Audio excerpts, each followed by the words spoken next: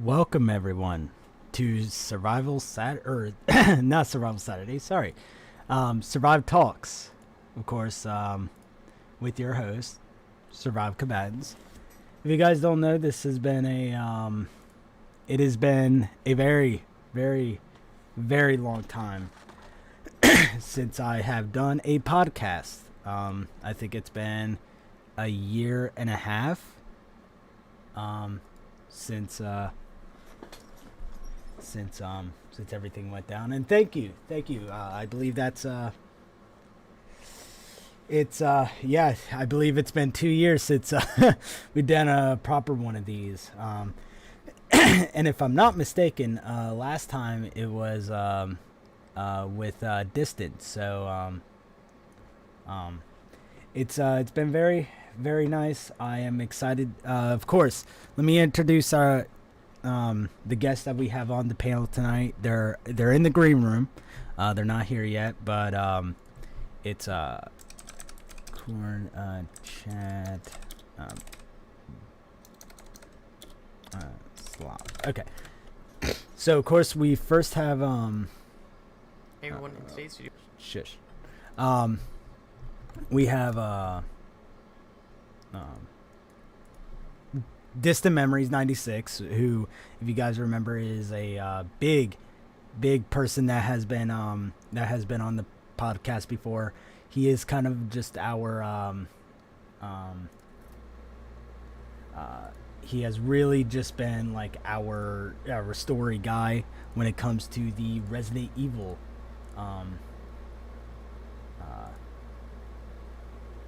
let me switch rooms real quick because I don't think oh, okay, yeah. So we have Distant. We also have one big boss, Tony, who is from the Residents of Evil. He also does his own shows where he reacts to stuff. He talks about different an array of subjects when it comes to video games. And then we also have Drilbit from the Infinite Ammo Syndicate. Now, if you guys don't know, me, the Crimson Head podcast, and the Infinite Ammo Syndicate all talked about, I think, Resident Evil 3 before it came out. So let's bring everybody in one by one. There we go. The gang's all here. There we go. Now, let's see. Is it showing up on the yeah, everybody's name is showing up on the stream, which is really, really cool. Didn't know I could do that. But everything looks good. Let me check over at Twitch, because Lord knows what the hell happens to Restreamio. I know, right? All right, it's all looking good. So, everyone, say hello to the chat. Oh, we're live now. Holy crap. Yeah. Oh, I had no idea. Yes, sorry. But, should I be watching on YouTube or Twitch? Because I have the YouTube up. It doesn't matter, honestly. I just, okay. I have both. So it's live on YouTube? Yeah. It's awesome. Yeah. But, really, really happy to have you all here. Of course, let's go down the list from top down. So, Distant, please explain who you are and what you do.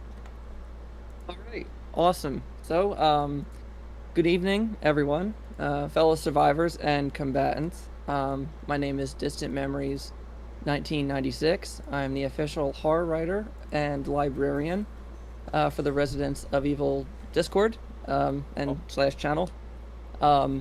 I write original atmospheric horror stories in the Resident Evil universe for fans. my work has been not only seen in the row, but also on other podcasts such as the First Aid Spray podcast. I've written some exclusive stuff for them as a guest. Love Resident Evil, so if you love Resident Evil and stories and things like that, then I'm the guy to go to. Drillbit. Yeah, my name is Drilbit, and I'm from Infinite Ammo Syndicate. I thought it'd be pretty cool to come here tonight, and yeah, I'm looking forward to it. And finally, the man, the legend, Tony. Hey everyone, how you doing? My name's Tony, aka One Big Boss, and I am one of the original founding members of the Residents of Evil. And I also run my own channel, New to Retro Reviews, where I literally review every video game I can from new to retro. And I also stream as well, and yeah, I do a lot of different things, and I'm also a photographer as well.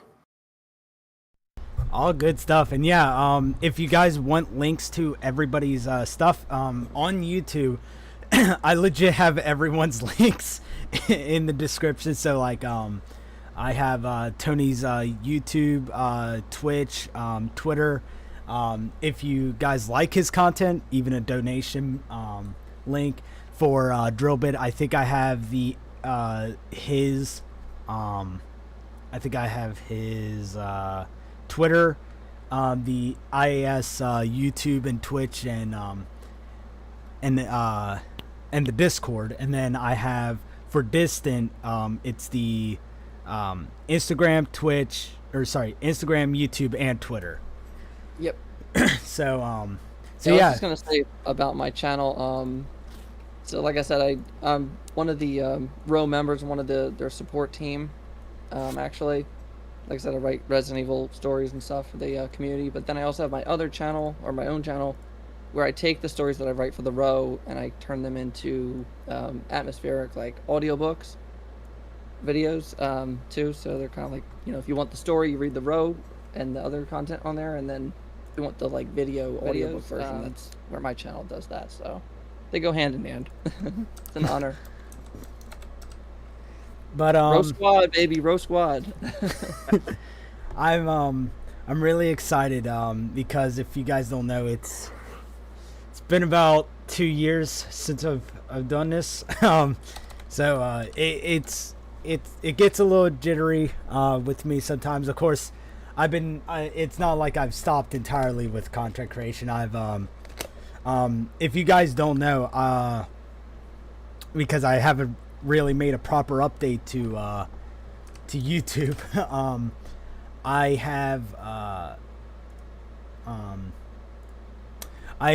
I've been not signed on to Mortal Kombat Online. I actually joined their team last year. I want to say a couple weeks ago, last year. So oh shit, so all the links aren't on the well, that sucks. Give me a second. Okay, there we go. Now all the links should be up. But I've signed on to Mortal Kombat Online, and I do a show for them called Survival Saturdays. I do it like every Saturday at 8 p.m. on Twitch. My stream kind of shit out last week. Deleted everything. Was really pissed about that, but yeah, it's all been good. Other than that. So, of course, I've thought about coming back today just to talk about... There's just a lot of stuff that has happened with the video game industry. The biggest being is the Steam Deck. But there's also a lot of stuff that is happening tomorrow. And just overall, just subjects that I've always wanted to cover, just didn't know when to. And I just feel like the perfect time is now. So let me bring the... So, speaking about tomorrow. Tomorrow is EA Play. Of course, it's happening at, if you guys watch this in the future, Thursday, 22nd, 2021. It is happening 10 a.m. Pacific time and 1 p.m. Eastern time, which is, of course, mine. They have Madden. They have FIFA. Me, personally, I don't give a shit about them. about either of them. But Battlefield 2042 is coming out. And also a possible remake of Dead Space, which I know Tony, Distant, and I are probably really excited about. Yep. Let's hope. But the first thing I kind of wanted to talk about was Battlefield 2042, because if you guys don't know, another thing that I'm doing, I host servers now. So I host 2 Battlefield 4 servers. We're getting ready to host a Minecraft dual server, and we have way more plans on expanding our server kind of business going on. So does anybody have any opening opinions about Battlefield 2042? For me personally, I've never really played Battlefield, so I have no thing to talk about that really, because it's like I'm not really like a huge like FPS person outside like Halo and stuff, but I know Battlefield has like a very strong legacy. Like people really do love that series. Not like they're not like rabid like Call of Duty fans, it seems. Yeah. From what I've noticed over the years, because like I have friends who like enjoy both franchises. So hopefully, because I feel like the last Battlefield didn't do as well. Like it didn't sell that decent, I think, but people still enjoyed it. So I mean, if they keep making games that they enjoy, that's good. At least they can get continuations for games that they like. Whether they're bad or not, at least they're still getting them. Unlike every other EA product that's been out for the past 15 years. Like every how many fucking studios has EA shut down? EA is literally death. They have like the touch of death. Everything they're like, die now, and they just touch it, and it just dies. So yeah, you do bring up a really good point about that. Drilbit, anything on Battlefield 2042? I mean, it's another Battlefield game, and the last one I played was Battlefield 1, and I thought it was good. But yeah, I mean, the lack of single player it kind of irks me, but I get people don't really care about it, and it's all about the multiplayer. And also the fact, like, the next-gen versions are, like, 70. Don't know. But yeah, that just screams corporate greed to me. Yeah, I see with the story mode stuff, like I never even cared about the Battlefield story mode. Now I do care about the Call of Duty story mode. Like I've always enjoyed like the Call of Duty story modes, but when it comes to Battlefield, I've never really played them.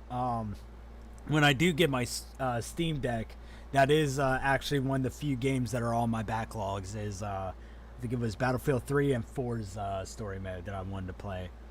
But yeah. For me, I've been a Battlefield fan since Battlefield 4. So the Battlefields in order that I've played are 4, Bad Company 2, 4, 3, Bad Company 2, 1, a little bit of 5, and then of course this new one. The first experience I've ever had was launch December, not launch day, but that the holiday season.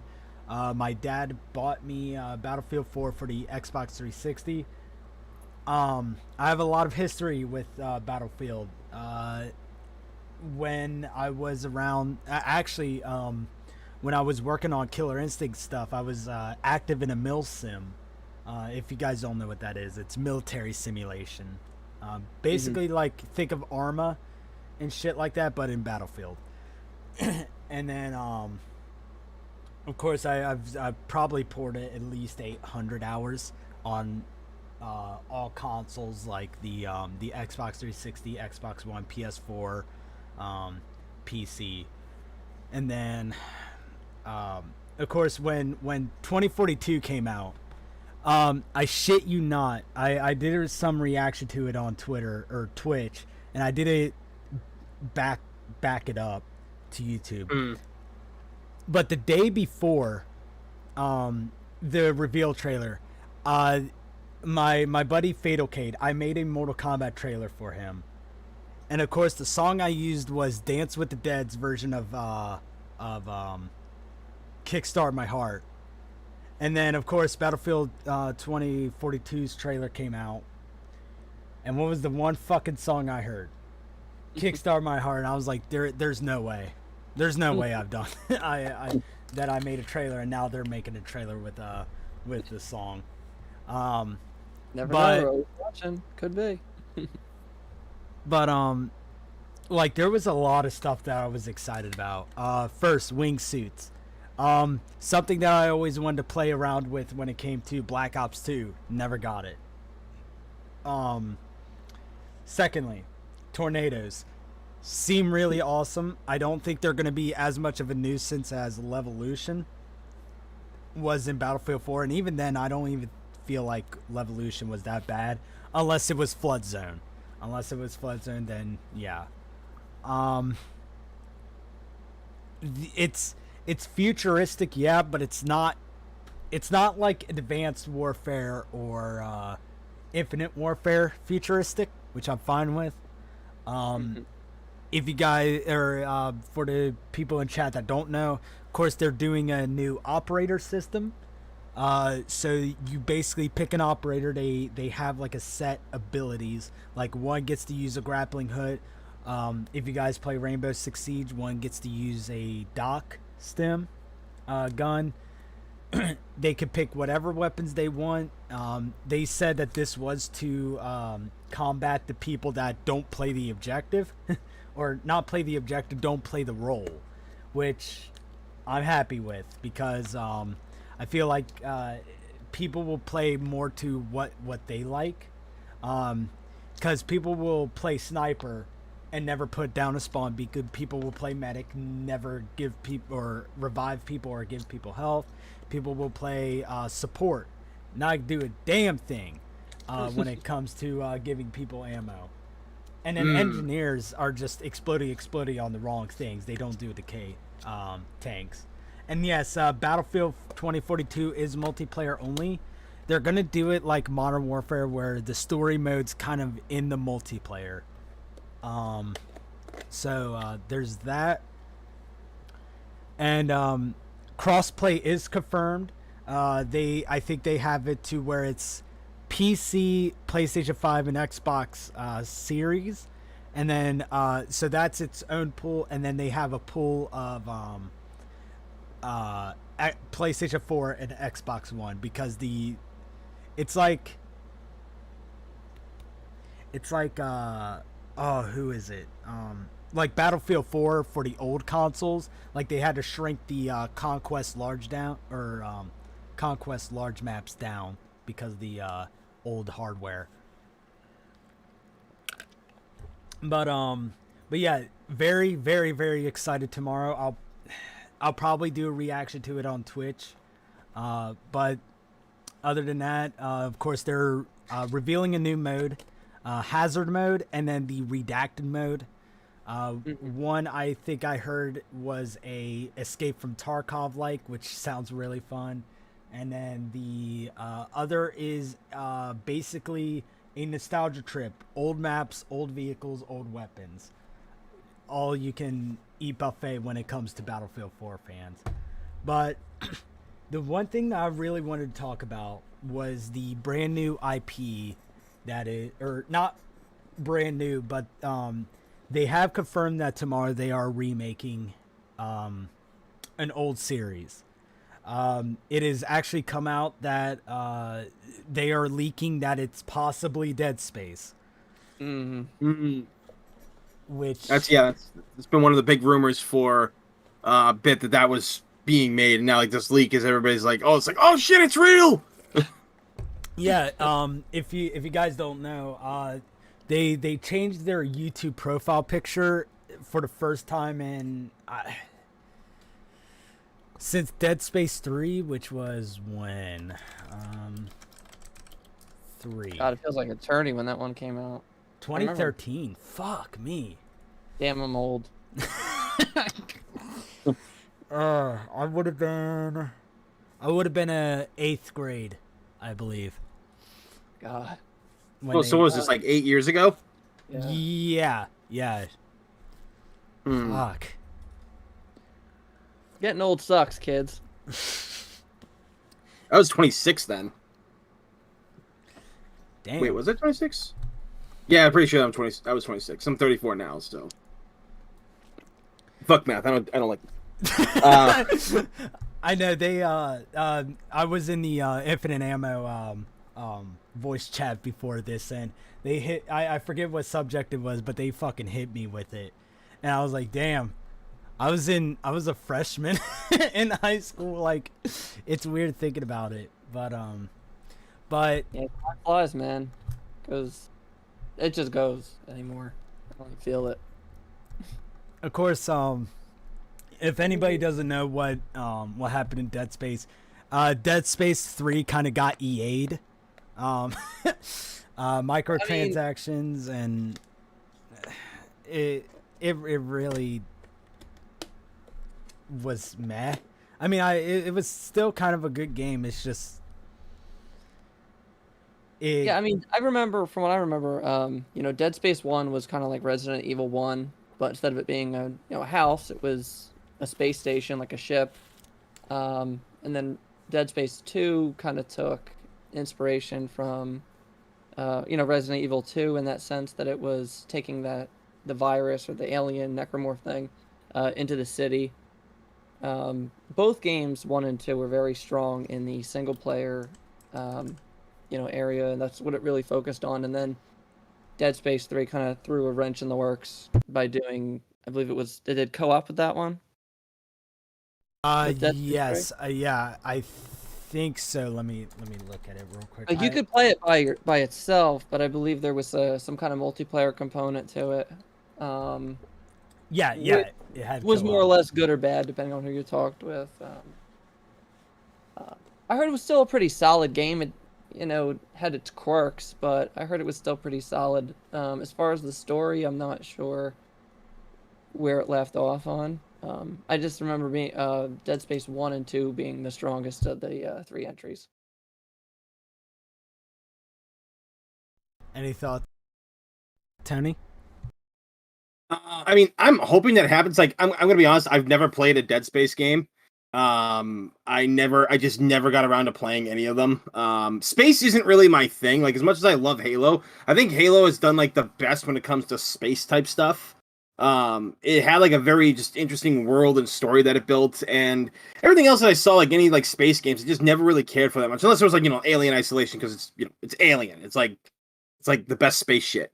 But I really do hope that Dead Space does get the remake treatment, because it's definitely one of those series that you need. Like, it's like we are kind of in an area where we're getting a lot of survival horror stuff, but people also want the series that, kind of push the limits. Because I know how graphic and disturbing Dead Space was.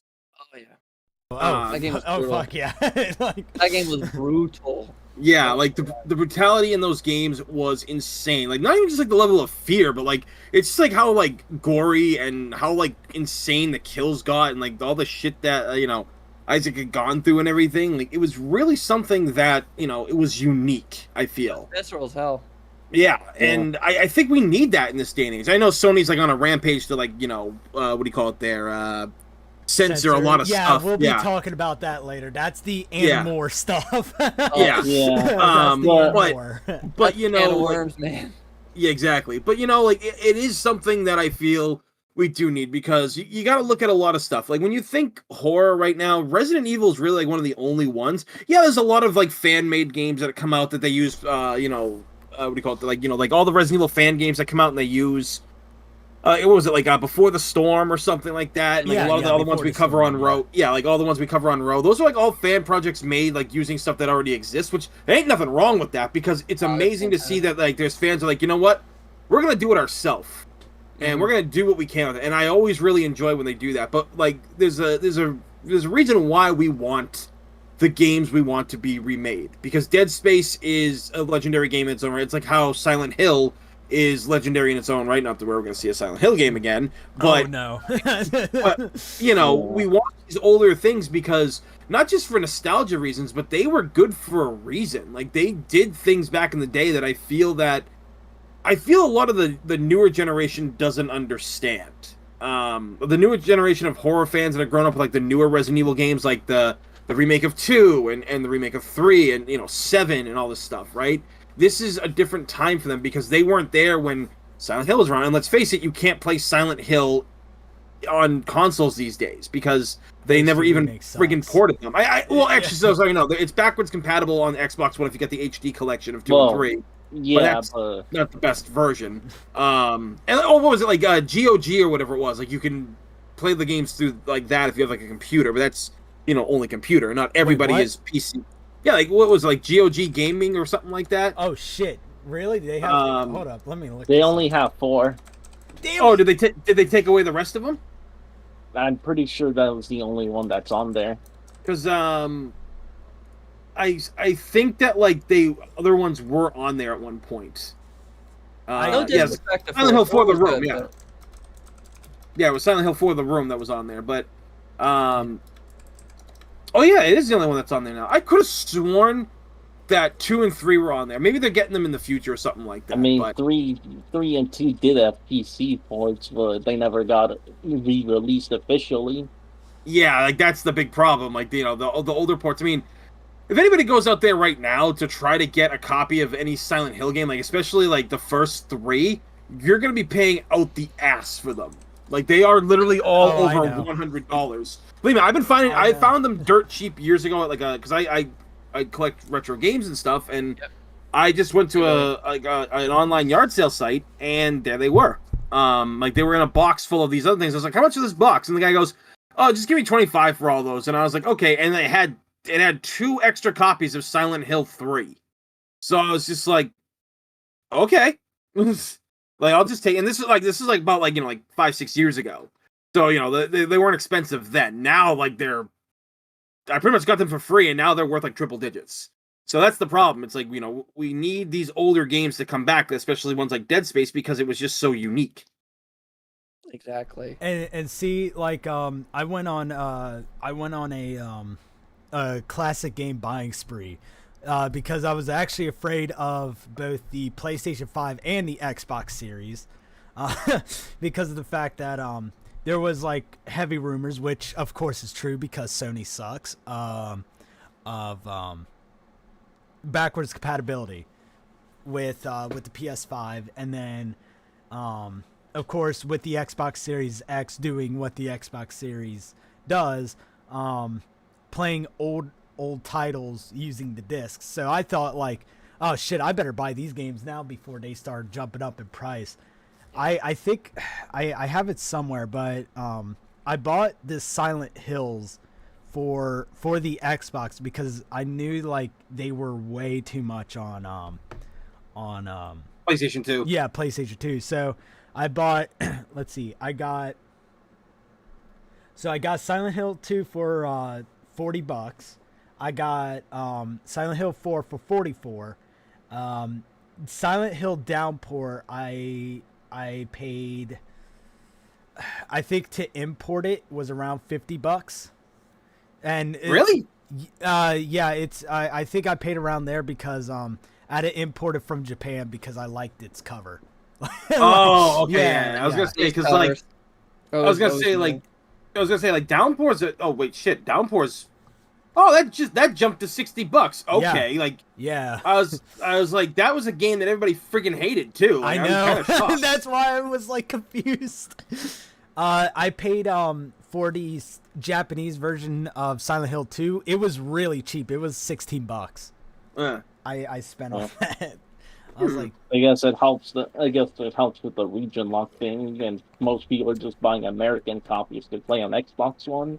Wow. We'll see if you buy I like running old hardware, but because of the region locks, if you have a DVD player, and you download all of the bin files for the PS2, you can get the like the Japanese and the NTSC versions of the PlayStation 2. You just have to manually switch them depending on what game you're playing. Because of course that's how they used to work back in the day. But yeah, it's with like the old style horror games. It's kind of like that Splinter Cell effect. You know, you had like Siphon Filter. Yep. Yeah, and then you also had what's the other game? It's escaping my mind. It was the trio. It was Siphon Filter. It was Splinter Cell, and then it was Wasn't Hitman you're thinking of, right? no. Not Metal Gear, right? Hold up. I think it's. Yeah, I think it might be Metal Gear. Like those games are kind of done. Like the only ones that they really reference. I mean, not even make a new game anymore. They just like referencing and cock teasing us. Is Sam Fisher, and it just feels like Resident Evil is the only game that's left. Konami's is probably just done. They're gonna keep on cock teasing us like they did with the merchandise of Pyramid Head, which fuck you, Konami, by the way. Out there, at least once more. So Konami's kind of done with Silent Hill, of course. Like there's no more nightmare creatures. There's no more. You know, hold on. It's funny you say that because I thought that was supposed to come back. I heard somebody picked up the freaking license and was going to do something with it. They did, and that was like 6 years ago. I've been waiting. So basically, patiently. nothing happened. Also, Fear Effect. They were going to do a remake, but that's been like 4 or 5 years now. Yeah, what the hell happened to that? I remember that. There's just a lot of projects that like horror, like wait. Wasn't Alone in the Dark supposed to come back too? Yes. Actually, I think they're remaking. Is it Alone in the Dark that they're remaking just to make a sequel for? I forget. Let me look it up. Alone in the Dark remake. Because I think it was either Alone in the Dark or another game. Best one in that series was the New Nightmare. That was the one that I liked the most. But it's like you know, you had all these like horror game giants, and now it's literally just Resident Evil. Actually, sorry, not Resident Evil. It's just Chris and Leon. With how much they've been pushing those two. God. I'll say this. You know, Resident Evil is one of my favorite video game series of all time, and it's definitely my favorite survival horror series. But as much as I love Resident Evil and the characters, and I could talk about it all day and night, it does bother me being someone who grew up in the era of when all these things were literally brand new and they weren't as big as they were. Seeing that Resident Evil after 25 years is the only thing still kicking and screaming. It sometimes gets to me. You know, I like having other horror series. I like having other games of that, you know, type of genre around. It's not only healthy for, you know, gamers, but it's healthy for the industry. If no one's really challenging Capcom, then Capcom kind of writes their own book and they kind of just do what they want. And like Capcom's the only one playing the game, or you know, their own game. They're like, you know that one that one meme where it's like they use it with presidents sometimes, but other people where it's like the same person is pinning the same award on the same person. Oh yeah.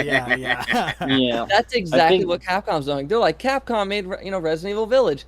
Thank you, Capcom. Congratulations, Capcom. Thank you, Capcom. Like, that's what it is.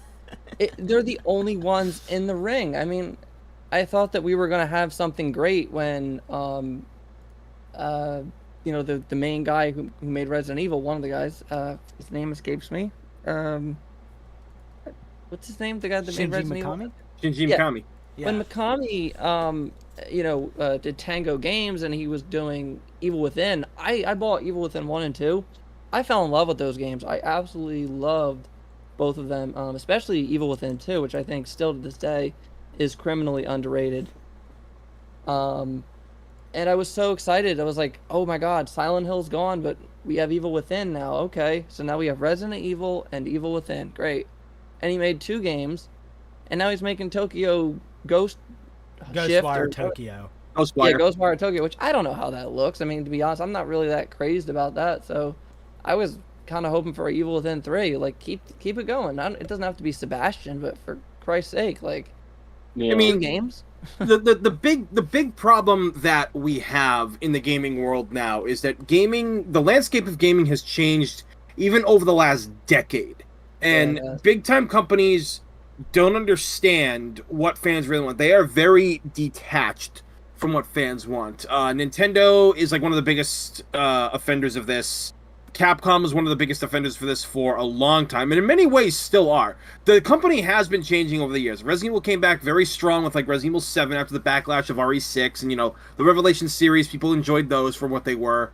I mean, Revelations 2 I think is literally one of the best Resident Evil games of all time because how much it actually throws back to the original games, while also not relying on nostalgia, but also standing strong on its own feet. And it's great that now, I've been talking about this. My friend who's a cosplayer, Sheena, she was talking about this as well, that there's like a huge resurgence in the love for like Revelations 2. People are finally discovering it because it looked like a budget game when it came out, so nobody kind of played it back in the day.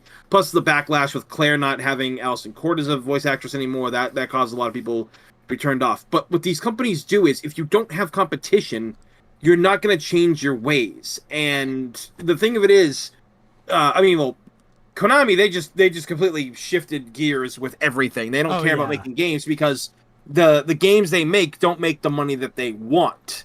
Like the pachinko machines. Yeah, like, I mean, that's why they make phone games, because they know the phone games are addicting. They'll make more than spending 5 years making a Silent Hill game that's only going to make probably like 3-4 million. But the other problem is, too, you have higher-ups that think they know how to run development teams, and they don't. They're money men.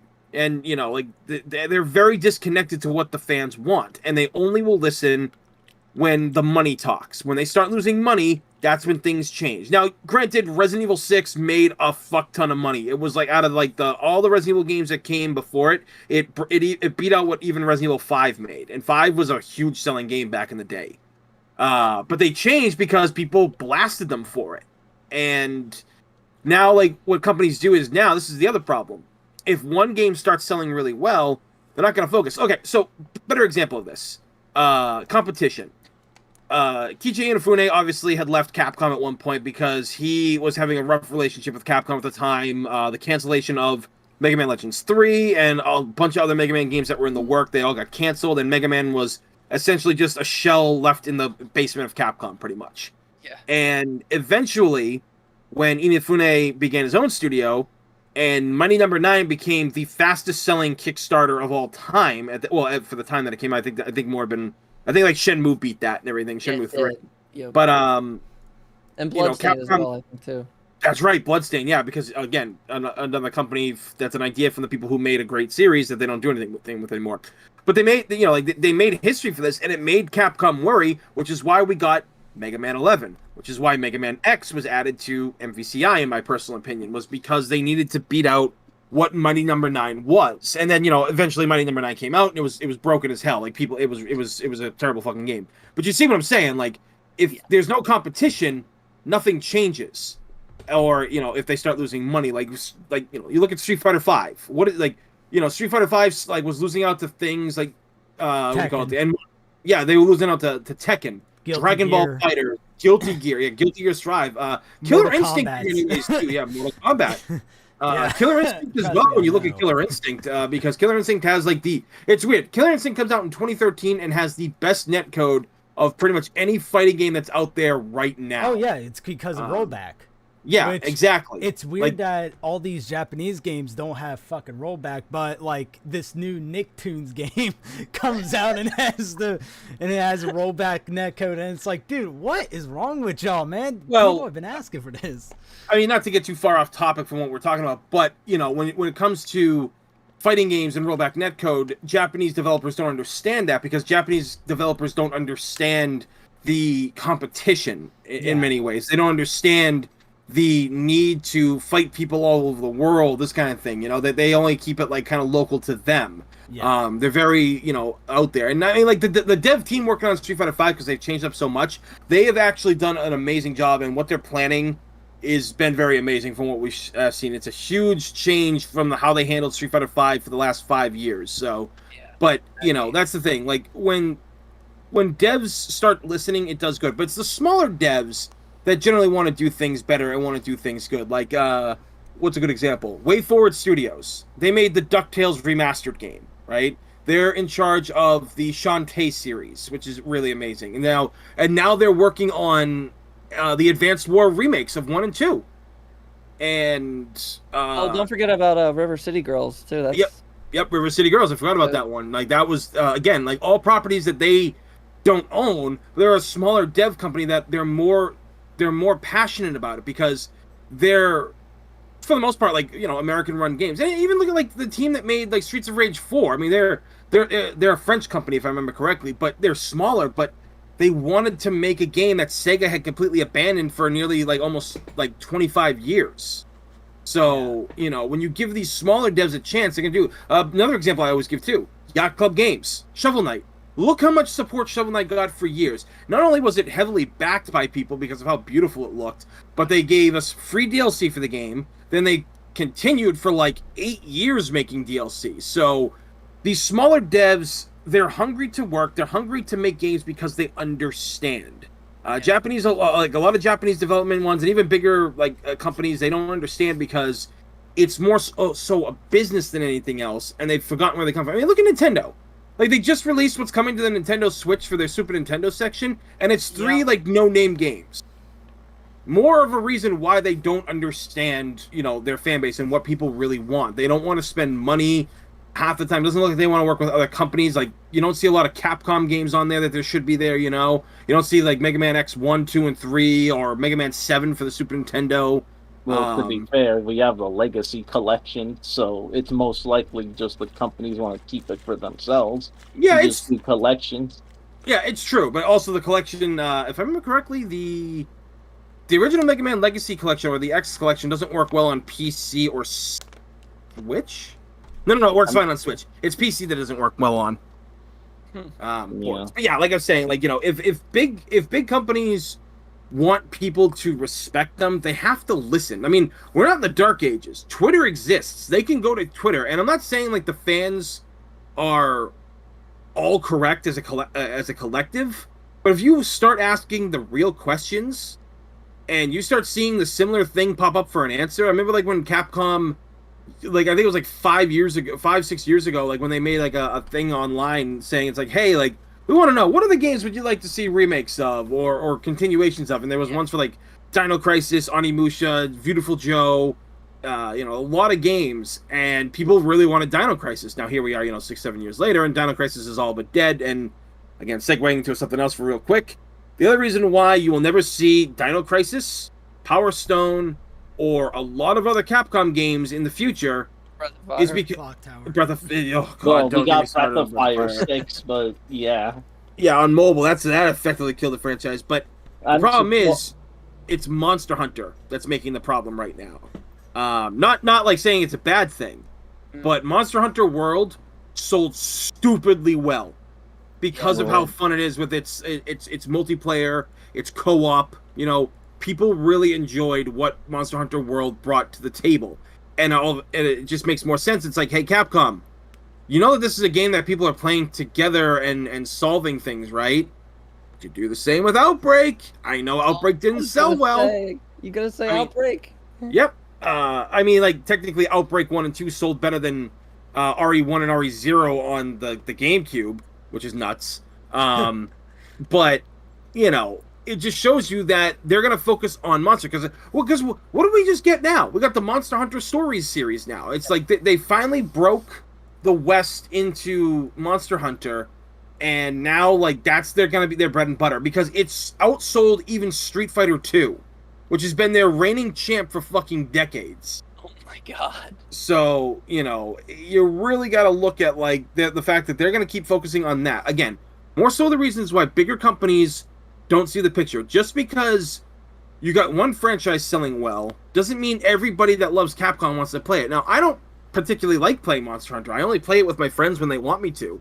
Or anything like, it's like, yeah, we're going to play it like together. And I'm like, okay, because if I play it by myself, I fall asleep playing it. I find it extremely dull and boring at times, especially by yourself especially, but with friends, I can have a blast with it, but it's just at the end of the day, these big companies have to understand if you have these smaller properties, just because they didn't sell well at a certain point, doesn't mean they don't deserve a second chance now. I mean, Exactly. like Mega Man Legends 3, that was pretty much all but complete, and you trashed it. People want Dino Crisis, people want Power Stone. I know there was a lot on like that Capcom leak list. I didn't look at it out of respect because that got leaked with like a lot of information. Yeah, personal information. So people were asking me, it's like, how come you're not doing a video on it? I'm like, I'm not reporting on that. Like, that's literally like the company got hacked and people's like information's out there. Like the games, it doesn't matter. And plus, what people have to understand too, whatever's on a board for game development at a company doesn't mean it's always gonna stay on the board. Yeah. People have to remember that could change. Yeah, like you could see Power Stone 3 or Dino Crisis Remake, and then nothing comes of it. Unfortunately. Yep, that's what people kind of missed when that leak happened. It was like, oh my god, this is happening. I'm like, that's not a confirmation of anything. Exactly. I could get a whiteboard and start writing things down too. I mean, anyone can do it. I mean, they can put Well, yeah, considering things on a how well, spreadsheet. Like, but yeah, considering how well recently Rise sold, yeah, they're probably gonna focus on it for a while. Yeah.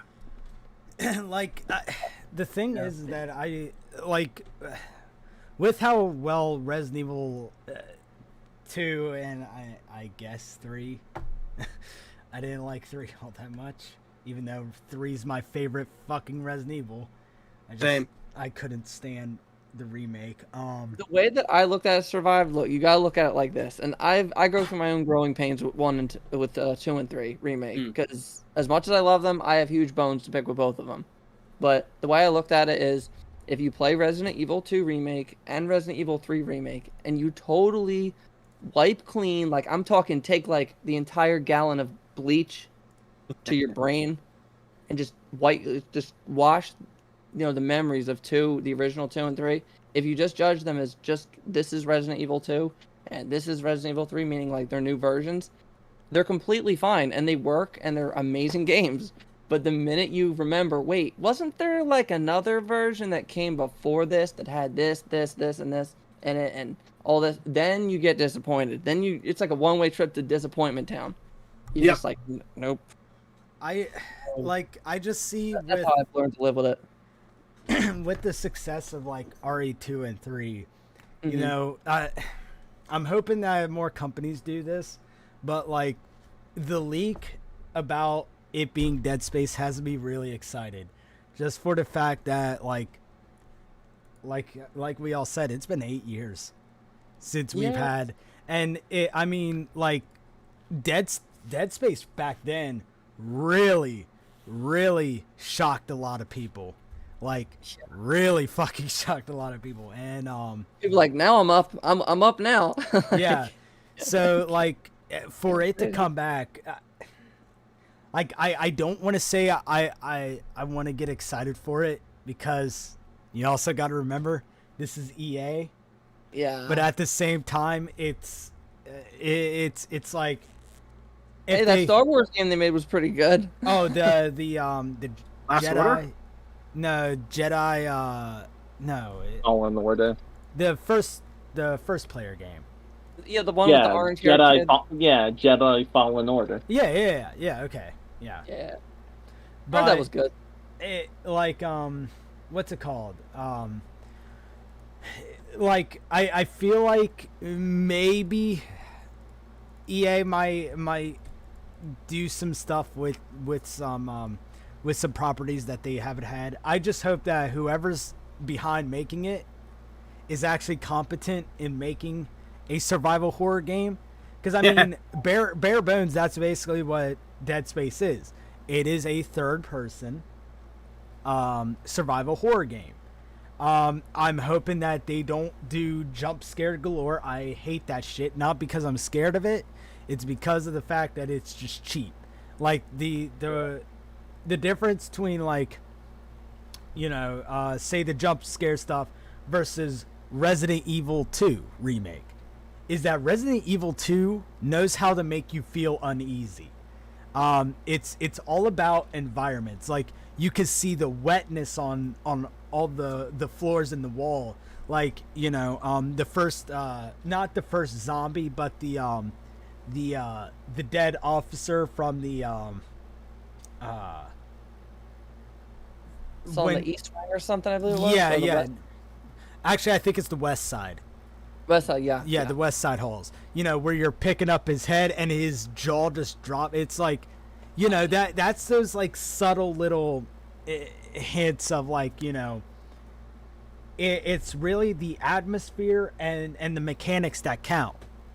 Yeah, environmental storytelling. So for them to even bring back Dead Space after I think they said that Dead Space 3 flopped in their eyes. I bet they EA had too high of expectations for Dead Space. Of course, the guys who went on to make Dead Space went on to make Call of Duty World War II Zombies, which I was not I definitely was not a fan of. Because I was thinking it was going to be more of a survival horror experience, and no, it's definitely that arcadey bullshit. But that's what you want. That's great. But if that's, you know, you wanted something more, a little more grounded. Then, yeah. In the interviews, they were making it sound like it. Oh yeah, you're gonna make it a little survival horror. Like, ooh, survival horror, Call of Duty Zombies. I'm up to this. Like, no, none of that. But with like Dead Space, it's like I'm really excited. I'm actually gonna do, because it's been so long since I've played them. I'm actually gonna do a second run through whenever I get my Steam Deck. And really good headphones, and I'm talking about I was deciding on the Bose Quiet Comfort 15s or the Razer Black Shark V2s. Those are my two picks between headphones that I'm looking at. But let me tell you what, man. Let me just say this. Dead Space 1 was a masterpiece. It was a masterpiece. It was an incredibly masterful game. It really did survival horror justice, and it had its heart in the right place. It did a lot of like hardcore, like shooting, visceral action, real in your face kind of shit. But then it did almost like what Resident Evil 2 remake did. It was almost like this is like the precursor, because the sound design in Dead Space 1. Oh, it's fucking disgusting.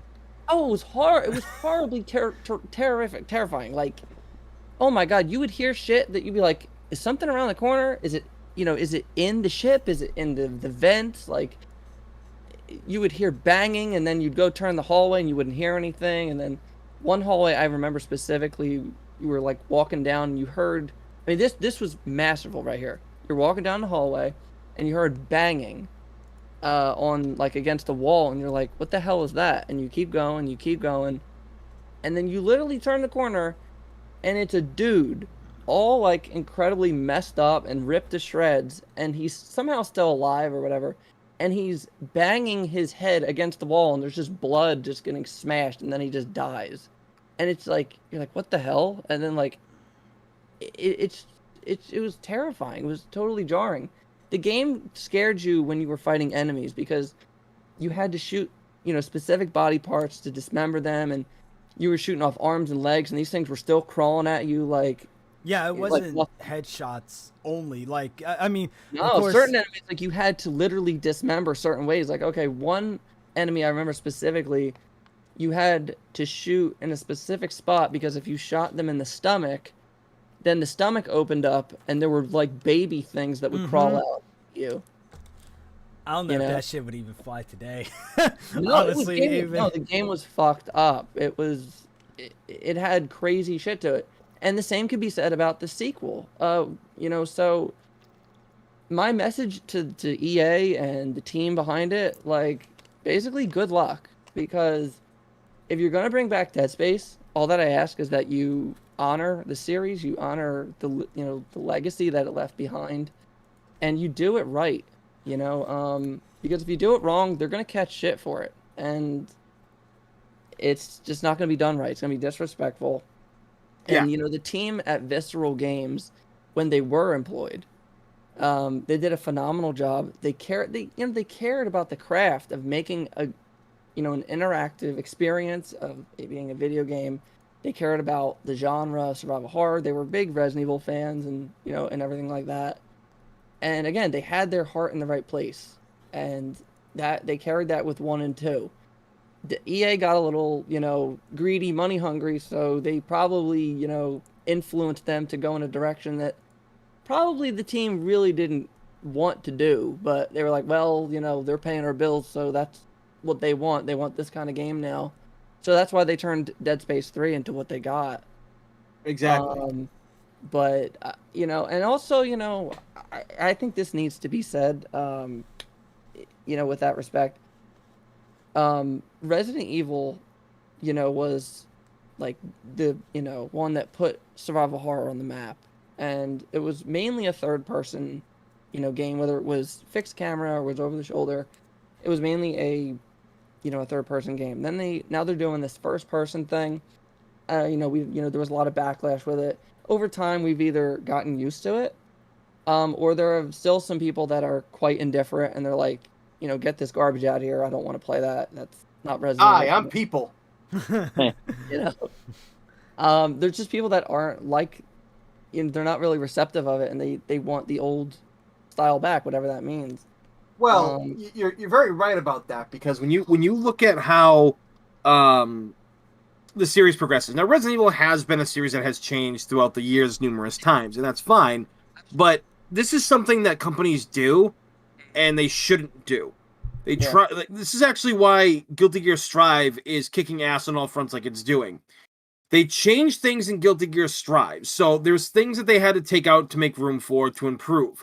But what they took away didn't alienate the fans that have been with Guilty Gear for over 20 years, like myself. Like, there are a lot of things that they kept. There's things that they took away, but the things that they took away but put back into the game were amazing. It's just like, oh, okay, so I'm bummed out we lost this, but we got this.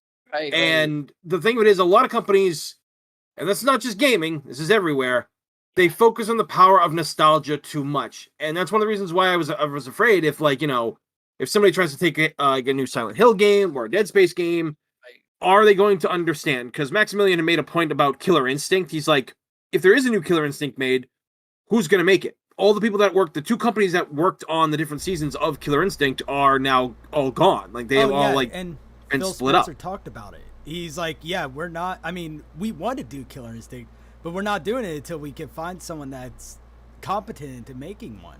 Look, Phil Spencer says a lot of things, and I have had a few choice words with the man himself via Twitter. Not like anything mean, but I've called him out on his corporate bullshit. Like, his answers to half his things that he talks about, it's like, dude, you are the man in charge of Microsoft Gaming, all right? Like, you can make things happen. You could have given us Banjo-Kazooie for years. You kept saying you'd love to see him in Smash. What took you so long, right? Exactly. Like, other companies, then you look at, SNK, and they're like, oh shit, Sakurai, you want to put Terry in this? Well, what do you want to do? And they're like, and he's like, well, I like a lot of the music too. It's like, oh, you love our music? You know what? Here's 50 songs just for Terry alone. And so, I love SNK. Yeah, and SNK, they get it. Like, they understand the importance of their characters. But if you bank on nostalgia and you don't have a proper team, it's gonna be crap. I mean, look. I don't know if anybody's seen the new Space Jam movie. I knew that was gonna be crap.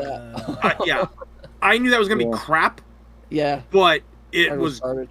Dude, it's like a steaming pile of garbage on a ship going sinking to the bottom of the ocean. Like, You can literally tell there was no thought put into this. This is just something that they made because it's like it's kind of like what could be with video games in the future. Like it could be like whatever Resident Evil is if they never decide to reboot it and they just keep going, or even if they do reboot it. You look at the kids that will be playing games will be the children of the parents who played the games when they were younger. And so companies, and Disney does the same thing with a lot of their live action remakes, it's not really a thought out movie that they're thinking about. They're just thinking about the ticket sales, the money that they're going to make from it. Because, again, we all grew up watching Disney stuff. We all grew up playing like different video games. Now a lot of us have kids these days. And what are we going to do when we go to the movie theaters? What are we going to do when it comes to Pokemon? We're still playing Pokemon as adults into our early to mid to even late 30s. We're all playing Pokemon still. Our children are playing Pokemon. So the next Pokemon game that comes out for the Switch, I'm getting it for my Switch. My wife is getting it for her Switch. The kids are going to get it for their Switches, because let's face it, people give their kids video games because a lot of kids are just born with a phone in their hand these days. And that's the problem. The power of nostalgia blinds on how things could work. And that's what they do. They just run on how it works. And it's just like, that's the way to officially sink any hope of getting anything done at all in the future, is by relying solely on nostalgia without actually putting work into it. Because I hate to tell companies out there, but we also live in the digital world now, and when people find out about what's going on a movie set or in a game, you're gonna hear about it. You're sadly gonna get death threats because people are pathetic, but you're gonna get a lot of backlash when you screw up. I mean, perfect example, we bullied a multi-billion-dollar freaking company into changing Sonic the Hedgehog to make him look like an actual freaking representation of his game self. Like, we bullied Sony into changing it, and it turned out to be an actual good movie. It was good. So what I'm saying is, at the end of the day, we want these games to come back, but the companies need to put out the right feelers. They need to find the right people who are passionate and understand. And when they get these people that are passionate and understand, the higher-ups stay the fuck away from the devs and just let the devs do what they're built for. You don't bring a developer up to the main floor into a board meeting to discuss stocks and everything when he has no idea. So why does somebody who only knows what stocks are can come down and be like, we think this is where the game is going to be taken? No, you're going to go back up there and you're going to go count your fucking money and you're going to leave me and my team to do what you hired me to do. Right. Exactly. And that's the way I look at it when it comes to development of games we want back. But what we have to be worried about, are we going to get what we want, is the type of thing. And you know what, Tony? It kind of brings up a point. It's just a short, sweet, simple thing I say, and it's like, if you're going to do it right. But if you're not going to do it right, then don't do it at all. Exactly. That's because it's like, you know what, too. Within regards to Dead Space, like I said, if they bring it back, I want it brought right and respected. What Dead Space meant to everyone who either played it or at least knew of it. And I hope that it comes back in a way that's recognizable, because bringing it back but then doing it in a new way, to me, isn't the same as it coming back as a remake. I know we're seeing a lot of these remakes / reimaginings, but again, I grew up with Dead Space. Dead Space was a third-person, over-the-shoulder survival horror game. That was what it was, and that's what it should be. If it comes back as some first-person, jump fest, trying to, rip off of Village or any other first-person game, no, just get that out of here. Sorry, but it needs to be what it is, or I'm not gonna care. And I don't know. There's a, there's stuff that I say on Twitter about Resident Evil, then some things I don't, because I know it's gonna catch a lot of heat. But I try to play nice. But and then there's me. I don't give a fuck. I'm telling you straight up how I fucking feel. But it's like, because it's like, I'll say that, for example, I'll say on Twitter, I love Resident Evil, and I love all the games and stuff. I said, but and I said this recently, where it's like, the more that I play Resident Evil 7, the more that I play Resident Evil Village, as much as I loved both of those games, and I thought that Capcom especially did a phenomenal job on Village. They created a series that's over 25 years old. They have a phenomenal cast of characters. Only a handful of them they've actually done stuff with. And yet, every time they make a new game, they're always making new characters, like more new lead characters that they're going to ignore. Mm-hmm. And Yep. and then on top of it, they tried to do this thing with, which I hope they don't do it with 9, but they tried to do this single character arc where they're going to pick one character and he's going to be the main character for like 3 freaking games. And, him being first person, never really seeing his face really didn't help much. Yep. And I'm just like, I guess it just basically ended with the point of, we have Chris and Leon and Claire and Jill and all these other great characters that are, quote unquote, the old guard. And yet they made the Winters family or the Winters arc. And I'm like, I'm sorry, but the more that I play 7 and Village, much as I love it, the more I miss the old guard. And it's like, I'm not saying that we couldn't have had Ethan Winters and his family and the whole thing. No, not at all. I'm not trying to say that like they didn't do a good enough job like trying to make us care about him. Not at all either. But I'm just like, they should do more and they should have done more with the existing characters and give them more games, like, give them more adventures, more things. Then when you want to like, exhaust that to a point, then okay, throw the Winters and then go in a new direction. But we really didn't need Ethan or Mia or any of those characters. Not yet. We didn't need them. And I don't know. Everyone online wants to act like the Resident Evil series like is in good standing and it's doing a good job and it's on good feet. Like I really don't know if that's really true. Money wise, it's doing good. Yeah, right. I don't Sales think wise, it's in any financial despair. And then people are like, well, there's only so much you can do with these characters and they're getting older and like they need to phase them out, or they need to only be guest characters, or maybe like surprise characters that you only play for like an hour or 2 hours of the game. Almost like like they're untouchable. Like you can't have them. Oh, since they can't be scared anymore, or they can't. They're so whacked out. We have to have brand new characters to get scared, and I don't know. Like real quick too, like about Village, it's like I played Resident Evil Village all the way through and I had a blast with it, and they made me care about Ethan as a character, and yeah, his story was gut-wrenching, but at the same time, as much as it was really cool to play as Chris Redfield during that like surprise Redfield section, it was kind of like, oh, like you have the box art, you put Chris on it and he's hardly in the game, and then he's in that little bit of like that section.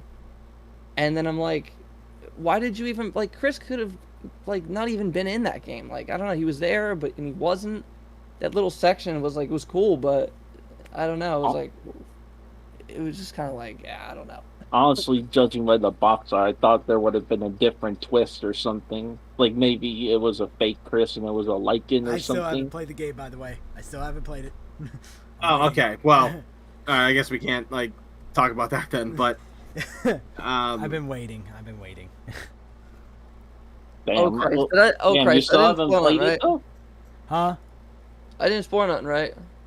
No, because there was nothing to actually spoil. Like, you didn't say anything that was spoilers. That was how it was going to go. Because I am not that guy. I hate spoiling shit. I hate that. Yeah. Like, the game's been out for, like, 2 months. He had his chance. I've been waiting to try to find a fix on getting it working on the Quest 2. I'm almost there with okay. Yeah. So Quest 2. Huh? You mean like VR?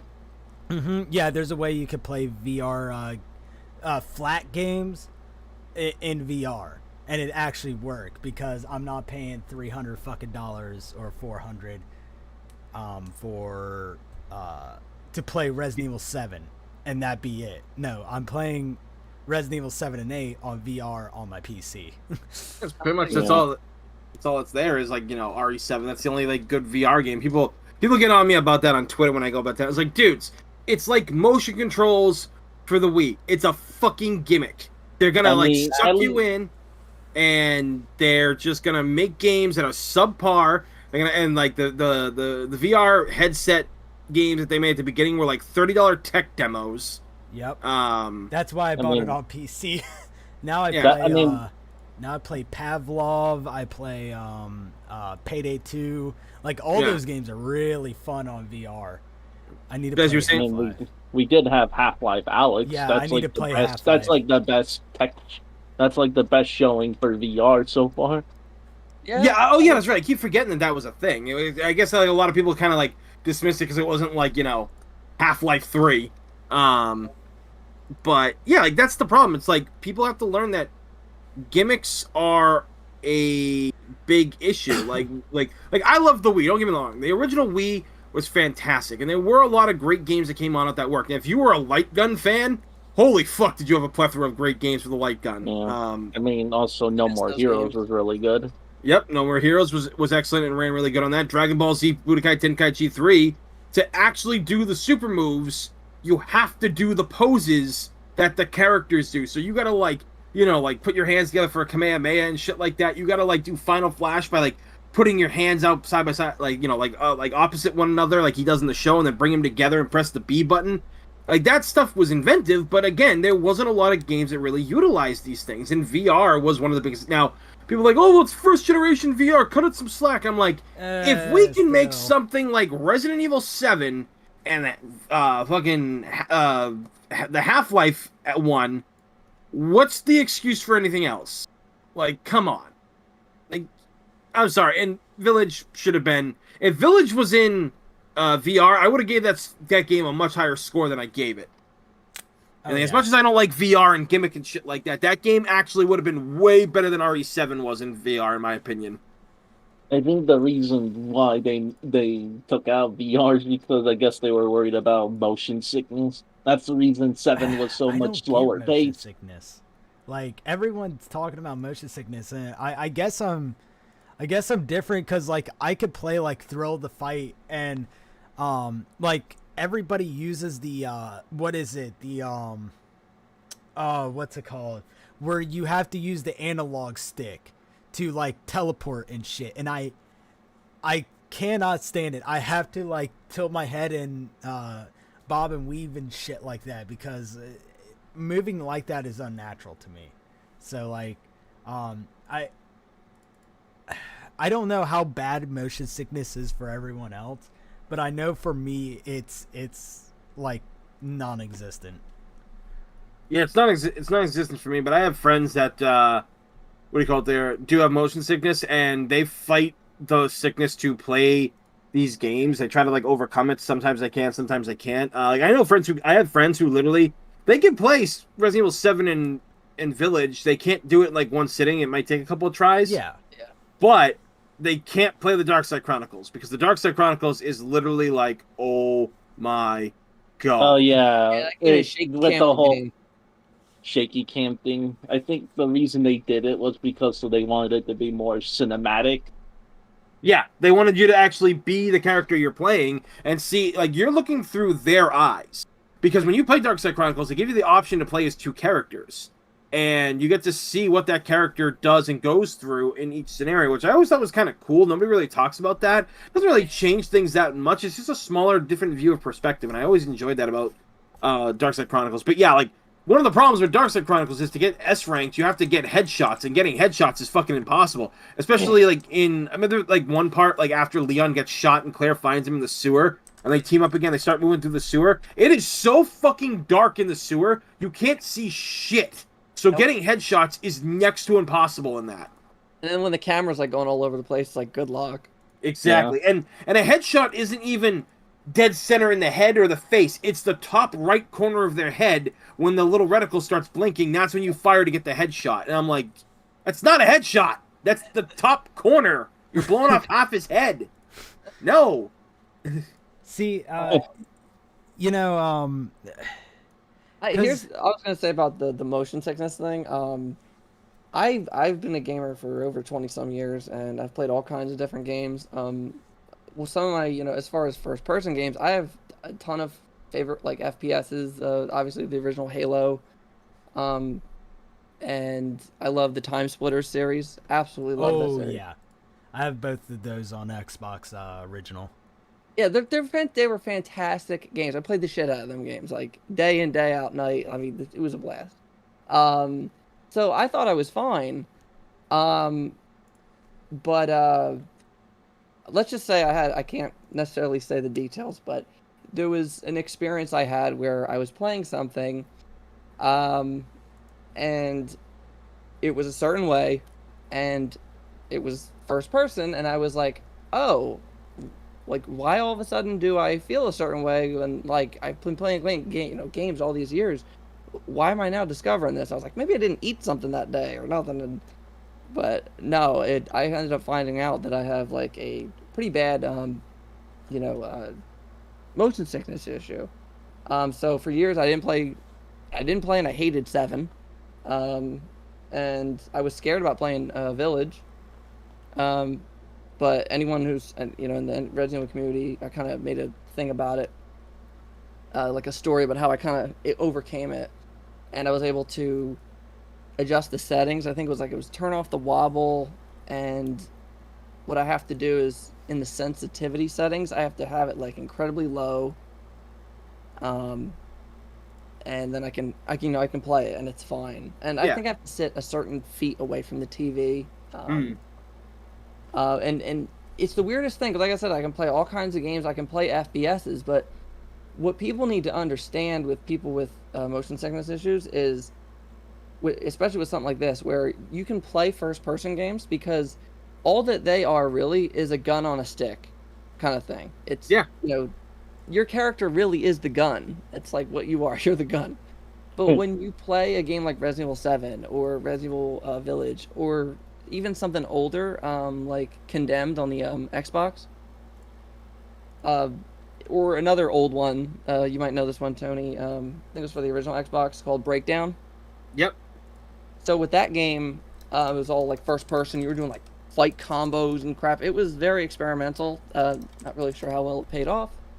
But, that said, with those kind of games, right, they're not guns on a stick. Oh, no, even if they have guns, they're not guns on a stick. What they are is they're third-person adventure games, but in a first-person view. So they're trying to really emulate that human walking, like, moving around kind of thing that we do normally in real life. But it's like, so when the best way I used to explain it when I got sick, it was like, it's like I'm playing a game that's in first person that is truly trying to be third person, but it's first person. And when I move the character, my brain is thinking that like I'm physically moving. So there's a disconnect between me moving, not moving, and the character moving. Like, it's just this massive disconnect. So what happens is I end up getting like sick to my stomach, headache, dizzy, stuff like that. I mean, I was able to overcome it and everything, but I know there are a lot of people that, struggle with it, and it's no fun. It's not fun. It sucks.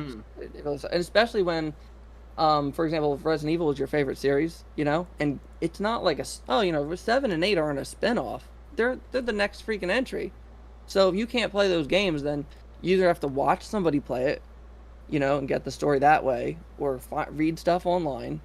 And you can't play it, you can't enjoy it, and you have to miss out on those games. So, if you can't play them without getting incredibly sick. So, it's like what you were saying, Tony. Like, these companies, they make these decisions, and they don't realize that, what they could be doing could potentially be alienating, a chunk of their fan base. Exactly. Which is problematic, and it's like, basically it's like, evolve or die. You have to evolve with what we're spitting out, and if you can't play it, well then, you're at a loss. Like, pretty much.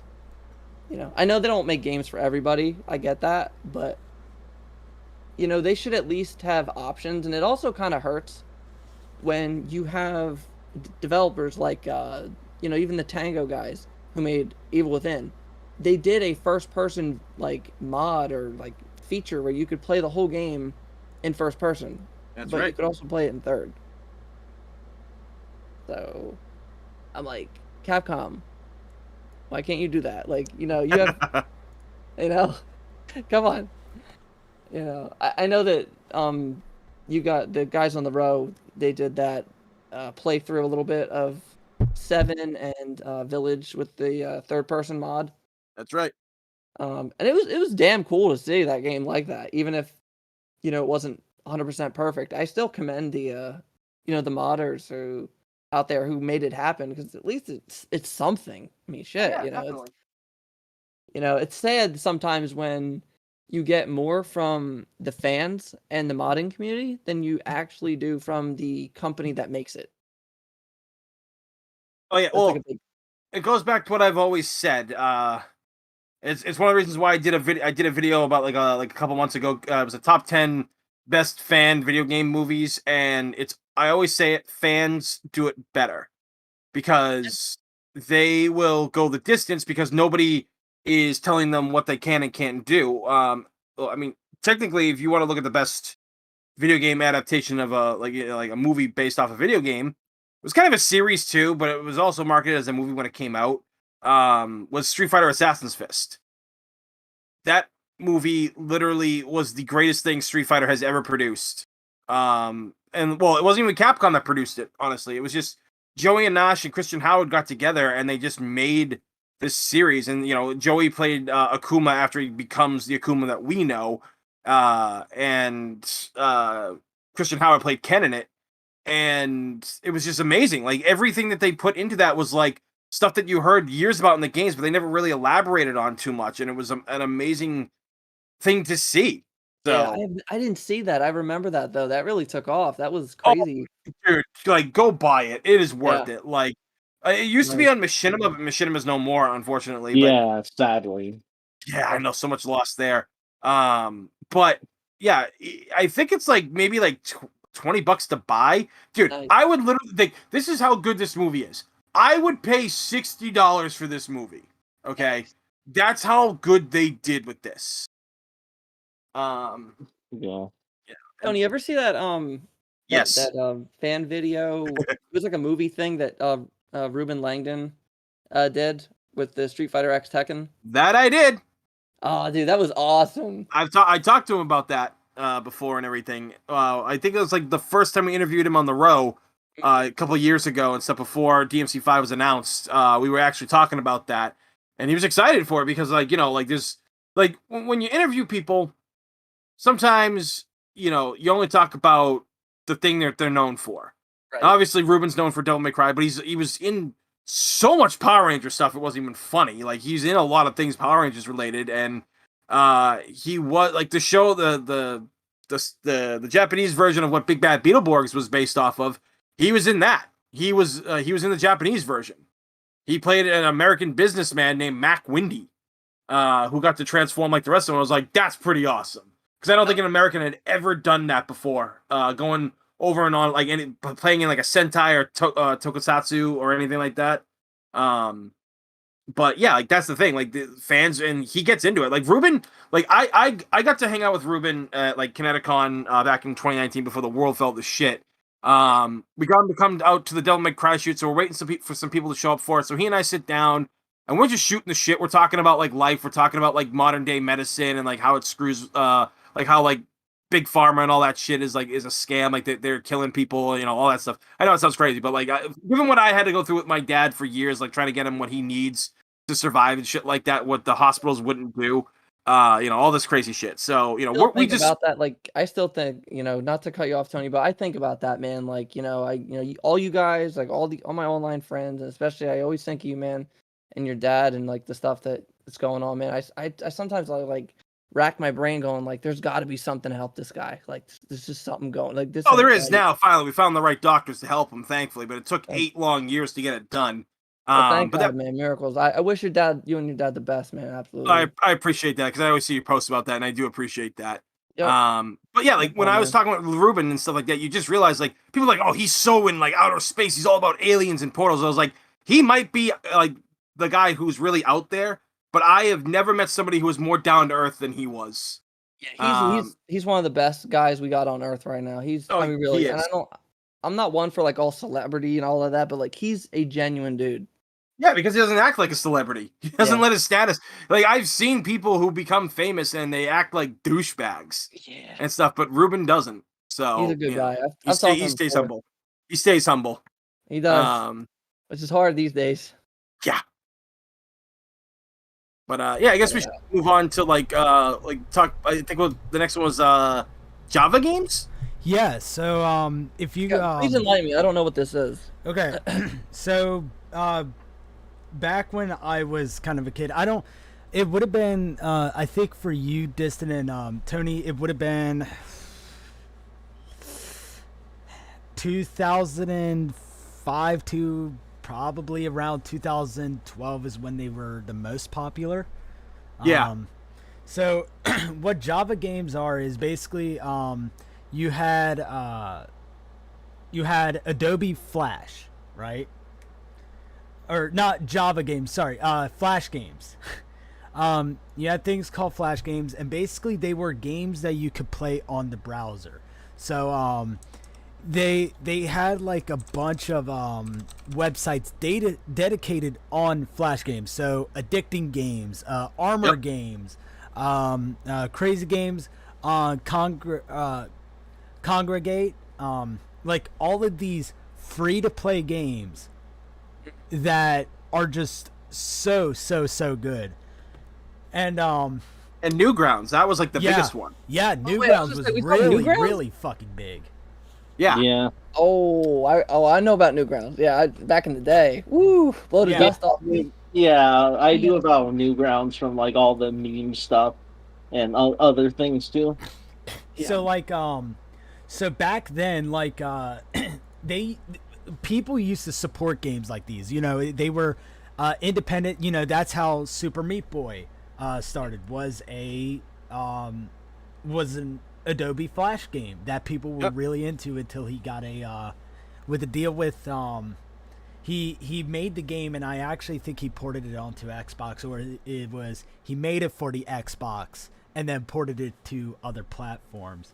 But there's I literally just found this out. The Last Stand 1, 2, and I believe it's called Union City was just ported to Steam, and I think they're working on a console version as well. I've been on the Discord. They said that they're planning on putting it in console. If you guys don't know like how big The Last Stand is, if you ever looked at old documentaries on Call of Duty Zombies, Call of Duty Zombies was made because of The Last Stand. So basically, you survive for about 30 days, right? For the first game, you would survive for 30 days. You would play each night, and there would be just a wave of zombies just coming in, and they would try to tear down your barricade. Well, after the night's over, right, you go to, they give you 12 hours. And like I said, this is the first game. They give you 12 hours to basically do whatever you want. So, or they give you a sheet of paper, and it's either you can repair your barricade, you can look for weapons, or you can look for survivors. And you can have, depending on how good you get it, if you can crack the system, you can get all the weapons, all the survivors, and your base do relatively good. And it was one of the best Flash games I've ever played. It is honestly terrified me as a kid. I was around 7 or 8 when I played it on my dad's work computer, and then like they want to keep supporting this game. They're even coming out with a new one. I'm not as interested in the new one as I am the classic Last Stand 1 and 2. Like here, let me get y'all the store page. So it's in general chat. Where is it? There it is. Okay. Yeah, that's what it looks like. And I started finding out like I started finding out that there's more Flash games that are on Steam. Fancy Pants. which is some kind of like Rain Man like platformer where you're Yep. basically running in stuff like that, and it's got me thinking because if you guys don't know, they ended Adobe Flash support I think a year ago. Yep. So it's like all these new websites now have to conform to Adobe Flash not being supported anymore. So this game literally came out July 15th. When I found out that this came out, I lost my shit. Like it just a rush of nostalgia just hit me. I played it. It's still good today. Actually, I want to say it's even harder than I remembered it being. But yeah, it's really nice. It's only $10. But what has me thinking is because the Adobe support is down, that is it possible that some of these games might be remade and brought to Steam, brought to say Nintendo, brought to Xbox or PlayStation of these old games that people liked playing as kids. One of them being Thing Arena. I remember a lot of people liking. Let's see, what else do we got here? We had oh yeah, Alien Hominid. We had Happy Wheels. Happy Wheels was a Flash game. Robot. I love this game, but Robot Unicorn Attack. It's so fucking stupid, but goddamn, is it great? Wasn't that made by Adult Adult Swim? Swim, yes. Adult Yeah. Swim, yeah. I used Oh to have, yeah, I missed all those old Adult Swim games they used to advertise. Like I think there was a zombie one. I think there That was one. actually. Now that I remember, I think you're right, dude.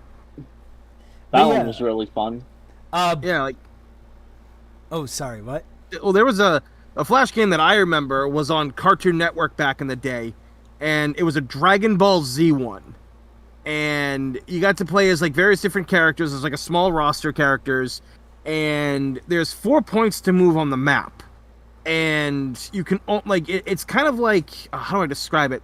Like, so you're gonna move to, like, say I want to move down. I'll press down on the keyboard, and I have to wait for the opponent to make his turn. So the opponent could move down. Like, I'm on the left side of the screen, he's on the right, and if he moves down, and I chose to do an attack, because you choose to move, and then you choose to do an attack or defend or power up. And so, like, if you like press down and attack, once you move down and attack, you attack. Now, if they moved, anything like that, you'll hit them and they'll decrease life. But if they went instead of pressing down, they went like, the enemy character went left and then did down attack, then you'd get hit. And it was an interesting game. My friends and I never beat it because it was pretty tough.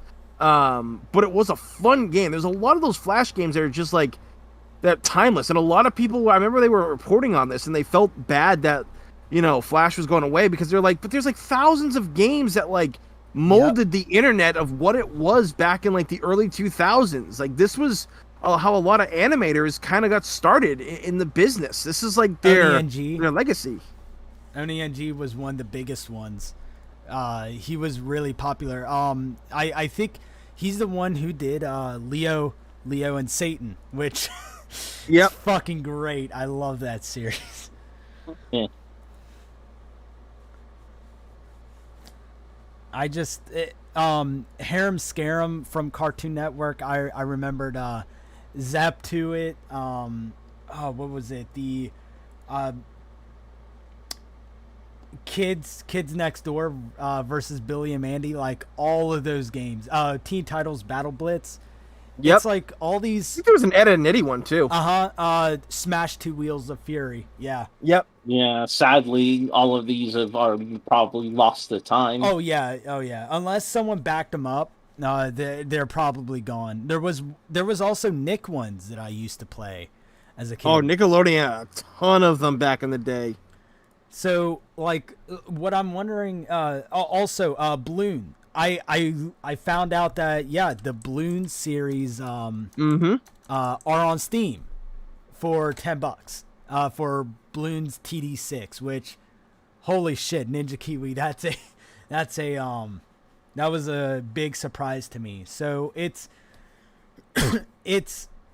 got me thinking, like, now that the support's over, could the developers, now that, I mean, we're talking about games that came out like 10, 15 years ago at this point, possibly the old developers coming back and possibly either porting it or remastering it to be playable without Java, which they did with the Last Stand, which I feel is very, very nice. Like, it doesn't, like, if you open up the game, it doesn't take you to like a web browser.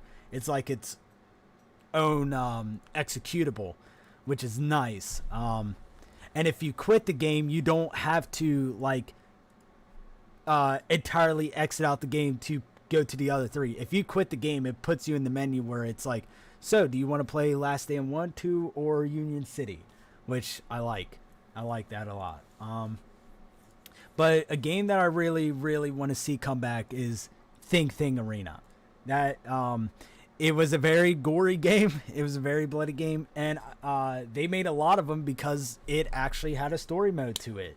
That was really good. But yeah, it's just some cool that I found out like literally this week that I thought, some to remember about, because not a lot of people remember Flash games anymore, but a lot of people know of the Flash games and remember playing games. Once that nostalgia just starts hitting again, it's just like, damn, I used to have so much fun with these, and most of them hold up today. Yeah. Stuff that doesn't hold up today. The next subject, Kickstarter games. If you guys don't know, the blunderfuck. Good thing to bring up, though. The blunderfuck that was Mighty Number 9. And there was another Kickstarter game that I can't put my finger on that totally fucking failed. I mean, there's a few I can think of, like Broken Age, I think. Kickstarter. But the funny thing about Mighty Number 9 is that I was actually really close to backing it, but then I kind of thought it. But then last minute I just said, I'll just wait. Oh yeah, like the Ouya. Oh god, that was bad. Wasn't it like that, the Indie Machine thing? Yeah, it was Android? like the Android, the Android game. That thing was about as popular as the N-Gage. Damn. At least you could throw emulators on an Ouya, so there's that.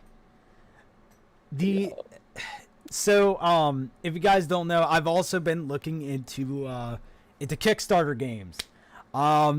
It started out with one, okay?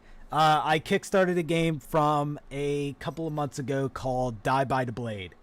If you guys don't know what it is, it's... Wait a minute. Was that one that was like the Bushido Blade kind of game? Yeah. Oh, yeah. Dude. I backed that game. Let me see how much money I gave it back then. Pour one out for Bushido Blade. Pour one out, boys.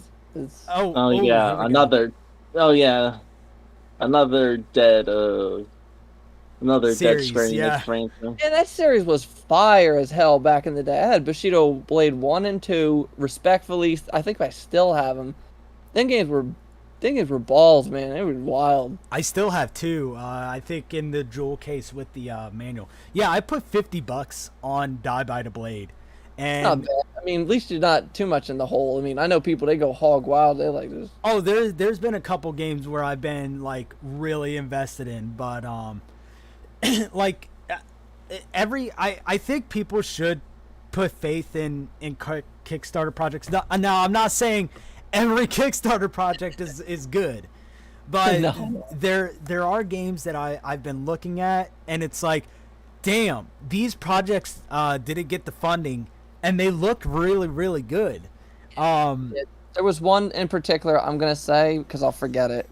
It was right after PT happened, and then PT obviously went the way of the dodo. Yeah. Yeah. But there was a game in development. If anyone who remembers this, kudos to you. But there was a game that was in development. I was hyped as shit for this game. I thought it was going to be terrifying. I know that the trailer and the repeated demo footage stuff that they're releasing for it definitely scared the shit out of me. Especially during the last trailer when they kind of showed the monster, and it did one of those things that I really hate in horror movies and games. I say hate, but really it's like, oh my god, please do this. It did that thing where it, it like kind of like shows the monster, and then you kind of see it, but you kind of don't. But then like you think everything's fine, and then like the next like second, it's literally a second, the thing like rushes at you, like really like in your face in the camera. Yeah.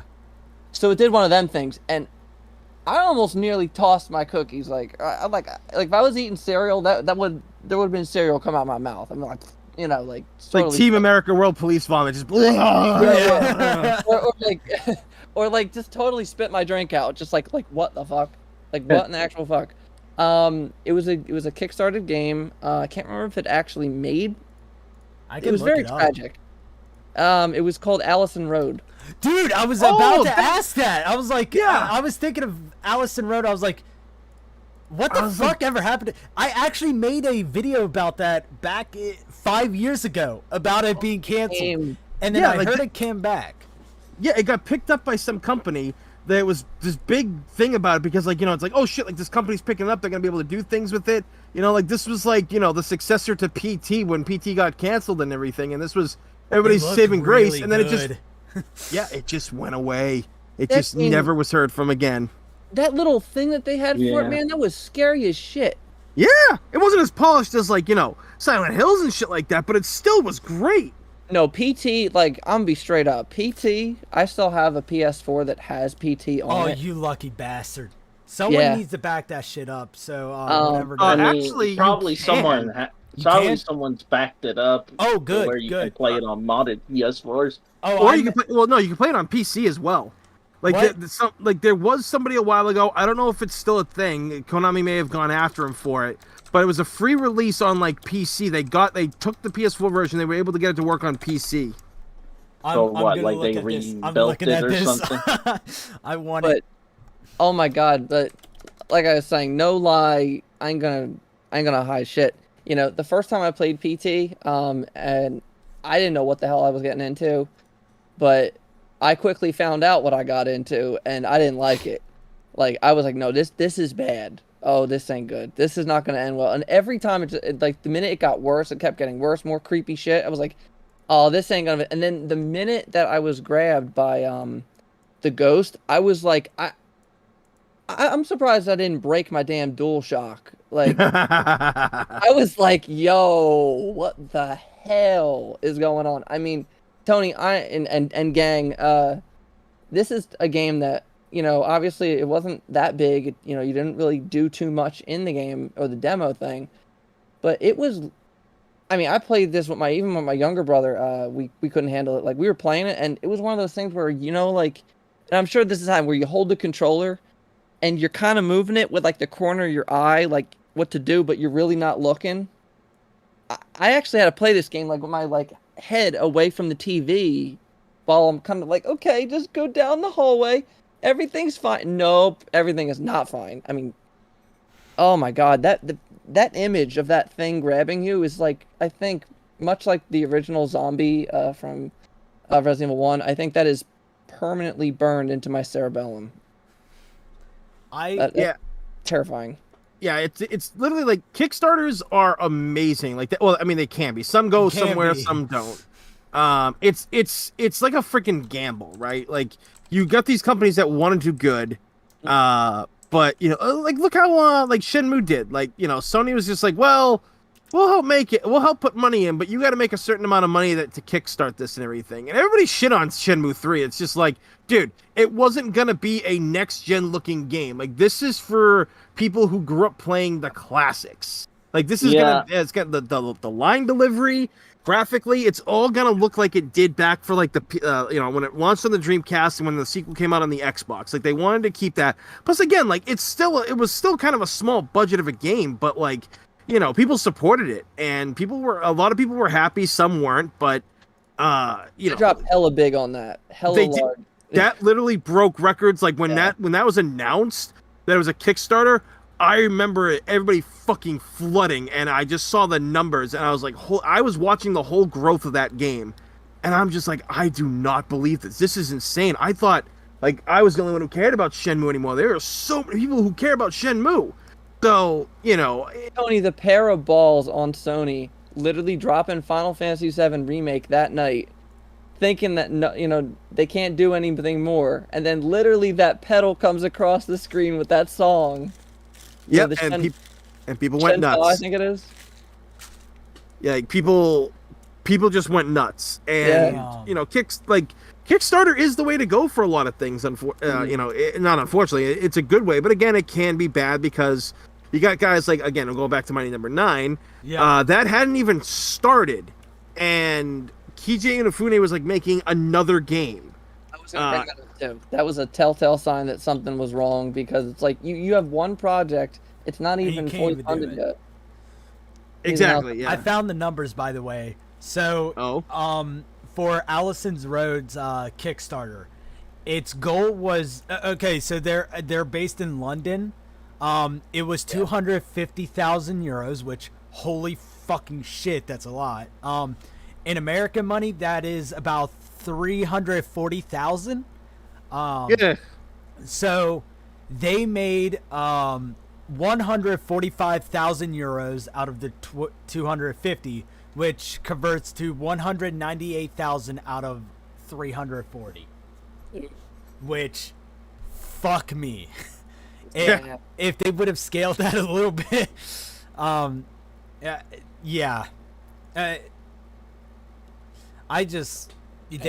if I believe that they probably would have brought it back today, it probably would have gotten its funding. Because now I'm looking at some of these games. Let me tell you some of the ones that I'm backing right now. So now, like I said, not every Kickstarter game needs to be funded. Exactly. I mean, it's the fact that it's the fact that like you got to look at what you're. So it's like doing an eBay purchase. Do you just buy an eBay purchase just willy-nilly? No, you look in the description, you look at the reviews, you look at everything. So one thing that I look for, okay, have they made a game before? If they haven't, okay, they Kickstarter offers a campaign page where it basically shows you the features that it has, the story. Most of the time people will show what the budget is going to. It will show the stretch goals. So basically, if you get like over the limit of a certain amount of things, you'll be able to get those features in. Because of course people raised enough money. For example, Cloudscape literally put down, I think, $60 on it for a physical copy of the game. Its goal was $50,000. It made 180. Jesus. In 30 days, it made 180. They literally broke 1, 2, 3, 4, 5, 6, 7, 8, 9, 10, 11. 11 fucking goals, and $5,000 more. They have broken 12 stretch goals. And apparently it's a game that's like Link to the Past, Stardew Valley, and Animal Crossing all combined. Oh, everybody's gonna go nuts for something like that. Oh yeah, here y'all go. Yeah, I have it on the thing, or in Gen Chat. That's what it looks like. It's really cute. It's something that I would be interested in. Another one, Detained. It's an anime. What do you call it? Beat 'em up. It's an anime beat 'em up, and they've done a game before, and from the last game they had a lot of good reviews. Apparently they've done a Kickstarter before. It did not pan out as well, so they decided to go back, make more of a better demo, and then did it again. And of course now they're successful. $13,000 as a goal. 72 is what they made, and it's kind of like and it's just more than games. I know they're making two books that I've been interested in. One, the what's it called? Where is it? Oh, okay. I was about to say, goddamn, did they get taken down again? The Mortal Kombat encyclopedia, the unofficial encyclopedia. I have to preface that the unofficial encyclopedia, because they have been taken down before. Oh yeah, it's like what's his name? Alex, who made the Itchy Tasty unofficial Resident Evil book. I just got that in today and stuff. So yeah, they're doing the same thing as he did, right? Yeah. Cool. So they also have another book, Rad Plastic, which is about the 80s Ninja Turtle action figures. Oh, dude, that's hype. Yeah. That is hype. Here it is. You have no idea how much I love the TMNT, so like I might back that. It's in Gen Chat, and it's $60 a book. So you get a lot of pages, then shit. Yeah, if he sells, I think 1,000 books, he or by the time the Kickstarter ends, I think bonus sculpting chapter, 10 to 15 pages of all unseen content, featuring original wax sculptures. Then if it's 15,000 or 1,500, prototype chapter of featuring hard copies, mock-ups, and fire shots. And then 2,000 books is the bonus artwork. So concept art, packaging, and more, which really fucking cool. Oh shit. Hold up. We lost distant. All right, there we go. But thank God, thank you. It's kind of like all these games. Fell into the void. Also, Time Splitters. They're not remaking it, but they're trying to get a little bit of a vibe to it, like a spiritual successor to it. Time Splitter Rewind? No. Time Shifters. Oh, okay. So it's like a spiritual successor thing. Yeah. Which I put it in the general chat. There's just a lot of games that I've been interested in, and I've just backed, to get a copy of the games and maybe a little bit of something extra. But it sucks because like some of these games like have 4 days left, and they look really, really good. Like Blue June, Grund, Grunnd. Let's see, what else might not get funded. Mira, The Legends of Jins. Let's see.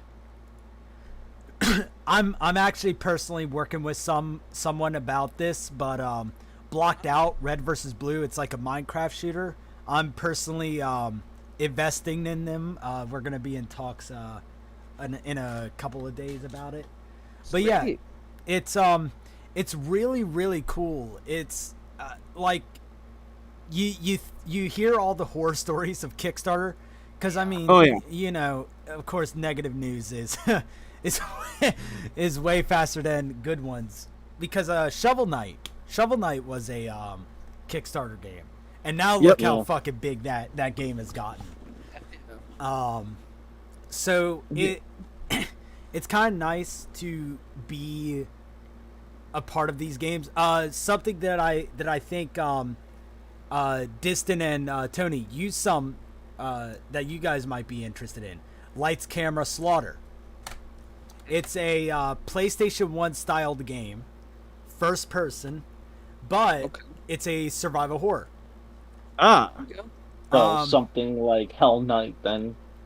Tony, what was that game that just a little bit ago, got greenlit with Kickstarter. The one that JJ played with the dolls. Oh yeah, I forget what that one's called. But see, now that is a classic. That one. It's a survival horror. It's PS1 style graphics, and it's fixed camera angles, and you shoot like zombie Damn. dolls and everything. It's heavy The fu- influences. Damn, they only wanted 500 euros. Oh yeah, because he already had most of the game done with. So he was like, it's mostly probably for the for getting it onto Steam, and And development costs. yeah, because I was talking to the guy that that I'm working with for the game. I think the Steam cost is about like 100 to 150 to like to $500 to just get the game on Steam.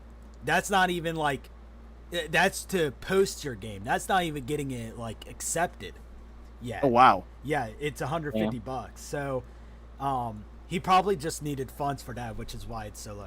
That's what I'm saying is like some of these games are like halfway done. It's just like Tony, the game is called Elisa. I just seen it. Lisa? Elisa. Oh, Elisa. Yeah. Game. I think the thing with these Kickstarter games is that they gotta know their scale. Like, obviously, trying to make something like Shenmue crowdfunded, it was gonna always be held back considering the original two games had like giant budgets and had hundreds of staff working on it. Oh wow, dude, no. I'm looking at Elisa and I'm looking at one of the screenshots. Dude, that's Resident Evil 1 top floor of the kitchen. Like come on, man, with the statue. Like I've seen that. I mean, the Row played it. I mean, I'm not gonna lie, like it's all original stuff though. I will say that. like okay, hold up. If the chat doesn't know what I'm talking about, let me turn this off real quick. Is it the SK background? Yeah. Okay. So let me show everybody what I'm talking about.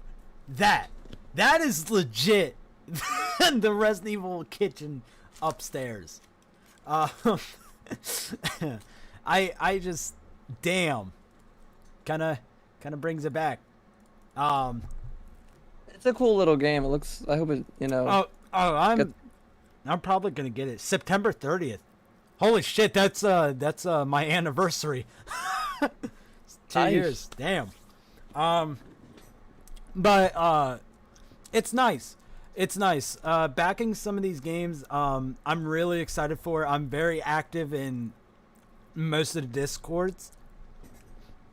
That these games are a part of. There's a lot of nice people, genuinely nice people, always asking for like feedback on stuff, and it's really really nice. I wish there was a list of like games that I have so I could send it to everyone like as a whole big list. You know what? Like To Survive, it kind of reminds me of because I love big time games and like Blockbuster, AAA, whatever. But I also have a huge heart for indie titles and what they're able to do and accomplish. A lot of times they're doing things that the big games can't do because, of course, like we were talking about with EA, it's all about money. Yeah. A lot of this corporate crap bleeds into the creative process and it, kind of stifles creativity. So I'm glad that we have these indie developers doing cool things and these Kickstarter developers wanting to, get their project off the ground. So I don't know. I think that there's a place for it. And what I was gonna say within regards to that is like another, the kind of thing that they remind me of is like the synthwave community. Like all the artists, like I listen anymore. I swear, like I listen to all kinds of music, like pretty much everything. But synthwave and like chillwave and vaporwave and all that, like I love that shit. I love it. I just can't get enough of it. And I am either friends with some of the artists, one of which, shout out to you, Mr. Mono Memory. Awesome guy. Mm-hmm. His music is fan-freaking-tastic. But then, there's other people I follow too and I listen to that I've kind of discovering, and I'm discovering people all the time, like, oh, who's this guy? Oh, his music's great, and buying that on Bandcamp. But they're always really nice and humble, down to earth folks. And, I'm not saying they're not big, or I'm not saying they're not important or awesome or great or anything like that. But they're not like big, like, let's say somebody like, I don't know, Metallica or, Iron Maiden or somebody like just like big, that has, in the Hollywood spotlight kind of thing and everything like that. Um, they're very nice, honest, genuine, down to earth people. Oh yeah. I'm getting into vinyl records, so I have a Same. record player in my room. I bought a ton of synthwave vinyl, and a lot of times this stuff is like you have to buy it right when it comes out or you miss it. Tell me and about it. I can't find Street Fighter 2 soundtrack on vinyl anywhere that's not selling it for like $200-$300. Ugh. If I can help you, brother, I will. I'll see if I can find something for you. But they're very humble people, and they've said like there was one time where I missed out on the vinyl, and I was like, man, damn it! I was like, I missed out on this. I don't know how I missed out on it. I follow all your channels, and I still missed it. And yeah, and the guy actually reached out to me. He sent me a DM, and he says, I contacted the record company, and he said that they actually still have this record available in the back as, like extras, because they have to have them in case, something goes wrong or something like that. He's like, you can totally buy a record. And the guy helped me get the record. And because I was such a cool, nice dude, he sent me stickers and like stuff like, and like a pin in the mail. And I was like, you don't get that from like the big time bands and stuff like that, because they're all about like, they're just too big. They gotten too big. They can't cater to everybody. They can't be as humble, maybe. I don't know. Maybe sometimes the fame goes to their heads, but these people aren't like that. And sometimes, with that said, back to the conversation, I feel like a lot of these indie developers are like that too. Like, if you ask them a question, they'll get back to you. And they want feedback. They're just humble people. They want the feedback. They'll take it to heart, because like when I've gone to like shows and like I've dealt with like big companies, like when I've tried out their games, they're like, well, how do you feel about this? And I'm like, I'm not liking how this is. It's like, it's pretty, like, I remember like when I got to try a demo of Resident Evil 6 back in the day, and I was like, dude, this camera is like up their ass. Like, I don't know if any of you remember, but like if you played like how a lot of the original RE6 played, the camera, like, when you zoomed in your gun, the camera zoomed in way too close. You were like 80% shoulder and like whatever percent left screen. No, you're right. No, you're absolutely right. Yep, that's exactly the way it was. That's crazy. But yeah, I'm just like really excited for some of these Kickstarter games. If you guys haven't yet, just check them out. They're Absolutely. really nice. Just to say some of the things I've kickstarted, I'll be honest, I haven't done it in a while. But the things that I've kickstarted, like, I mean, like my name is in the credits for these games and everything. Bloodstained, Shenmue 3, Ukulele, can't remember. Okay, there's one other one. Now here's the thing. This one I backed, and actually, much like yourself, survived. I have a role in it. I was like, you had to pay a lot of money, to be honest. I forget how much it was. Yeah. But it was a pretty penny. But it gave me a great opportunity. It's a little game called Pixel Noir. Oh yeah. Pixel Noir. Bloodstain was one of those games I actually supported. Hell yeah, man. Nice. Yeah, it turned out pretty well. Yeah, Although I do hope the they hell out of it. improve. Yeah, I do hope. There are a few things I had a bit of a gripe with, but hopefully they improve it in the sequels. Yeah. But no, I backed Pixel Noir. One of the roles, it was a very limited role. Only so many people could back it. So I threw my name in the hat. And I'm like, dude, I'm going for this. I'm the writer guy. I love writing and stuff. So I was like, and it was a writing role. And I was like, oh, hell yeah. My imagination is crazy sometimes. Let's do this. And I threw my name in there, and I got the tier for it. Obviously, I'm not going to say what it is, because if you guys ever play it, you'll come across this. But the role was to, because that game is all about being a detective, and it's like a mix between like Final Fantasy and like Super Mario RPG. Yep. Chrono Trigger meets like Dick Tracy on the NES. Oh Jesus. Yeah, and it's got almost like if you watch the trailer for which, if you haven't seen it, I recommend checking it out. The trailer has like this almost like survival horror, psychological issue because they show in the trailer the main character kind of like going through like some kind of PTSD issue, and he thinks that like normal people are monsters. It's really crazy. It's again, I recommend it. The music's done by all I know is his last name. I think it's Kakuta-san. He did some of the Mana series music. Ah, yes.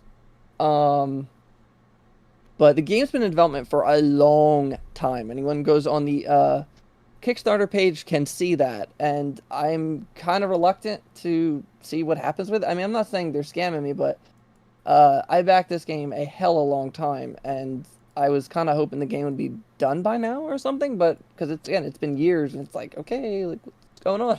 But they're still working on it. But anyway, the tier, I was in charge of creating a side quest. And it's like a side quest, and you come up with the story behind the side quest. And I think you design what the reward is as well for it. So, if you guys play it, you just might come across the little story that I created for it. So, yeah. Nice. Nice. Yeah. Wow. Nice. But and with that said, I haven't backed a whole ton. There's one I'm thinking about jumping on, which I guess since we're on the topic, I can throw it out there. I think it's called Crow's Feet or something. It mixes Devil May Cry. What the heck? I'm blanking out. It's Devil May Cry, and it. Oh God, what is it? I have it. Hold on, I have it on the Switch. What is it? Wait, Astral Chain? Oh no. It mixes Devil May Cry with like Hollow Knight Oh. Oh. and Bloodborne. Oh Jesus. Yeah, Bloodborne? and dude, the trailer is sick as hell. Like, dude, it starts up. It's got like an animated trailer where this guy is just like kicking ass, and then like it shows the game, and it's literally Hollow Knight. That's what it is. Take Hollow Knight and the art and stuff like that, mix it with the world of like Bloodborne, but make it play like Devil May Cry. I mean, this guy. I mean, I'm serious. He's got like a scythe as a weapon, and he's got dual pistols, and he's wearing like a plague doctor outfit. Yep. That shit looks hot. I mean, Yeah, it looks awesome. I just wish listed on Steam. It looks awesome, and it's a Kickstarter, and they already have crossed the the threshold to get it made, so it's already getting made. And also, shout out to whoever wants it. It's getting a physical PS4 and PS5 copy, courtesy of Fangamer. Oh, nice. So they were the same people that packaged the physical special edition for Bloodstained. Hmm. So the game looks wild, and it's a Metroidvania game too. And there's some kind of like system where you can gain abilities. They compared the magic system to Diablo 2. I mean, the game looks fire as hell. I mean, it looks truly wicked, and I'm thinking about backing it. I mean, shit, it's something that I would pay money for. Especially the minute you tell me that you're gonna give me a physical copy, let alone a physical PS5 copy, oh, I'm all over that. Give me it. I'll take it. So, I think Kickstarter is it's still a good option. It's still a viable thing to do, and back and support. I think that you do like Survive said, like I think it is kind of, you need to know what you're paying for and who you're paying and where your money's going.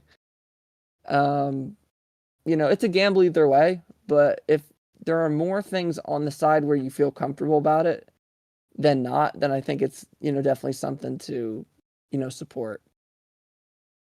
But yeah, The games I've backed are all awesome. Shenmue 3, Ukulele, like they're all badass shit. So yeah.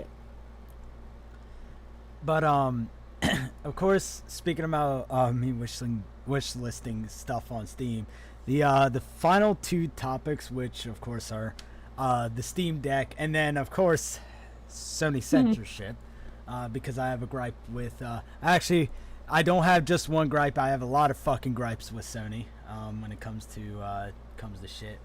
But of course, the biggest thing I want to say that has happened in the video game industry since I want to say the goddamn Bethesda buyout or the ZeniMax buyout is the Steam Deck. Now, if you guys don't, you guys probably know about the Steam Deck because it's been talked about since the 6th or the 15th. But this thing was dropped onto us randomly. Of course, if you don't know what the Steam Deck is, it is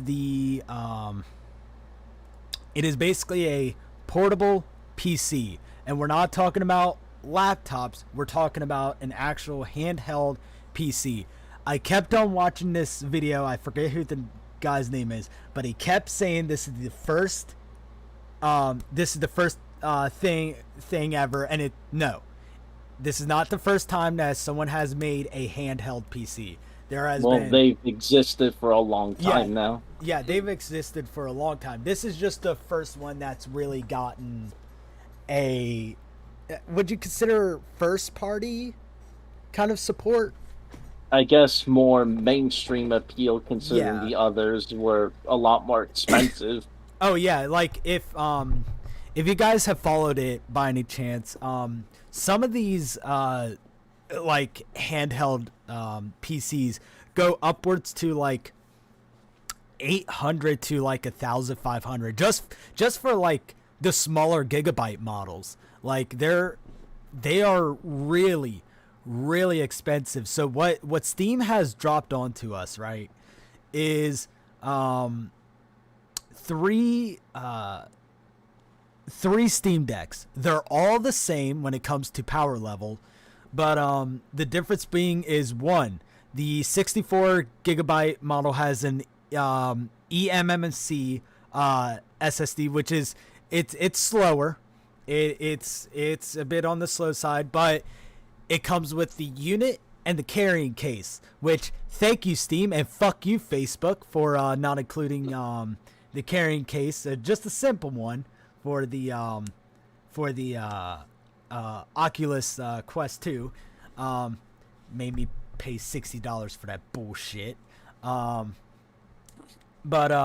then they have a 256 gigabyte with an NVMe SSD, which has it's significantly faster. It's an SSD.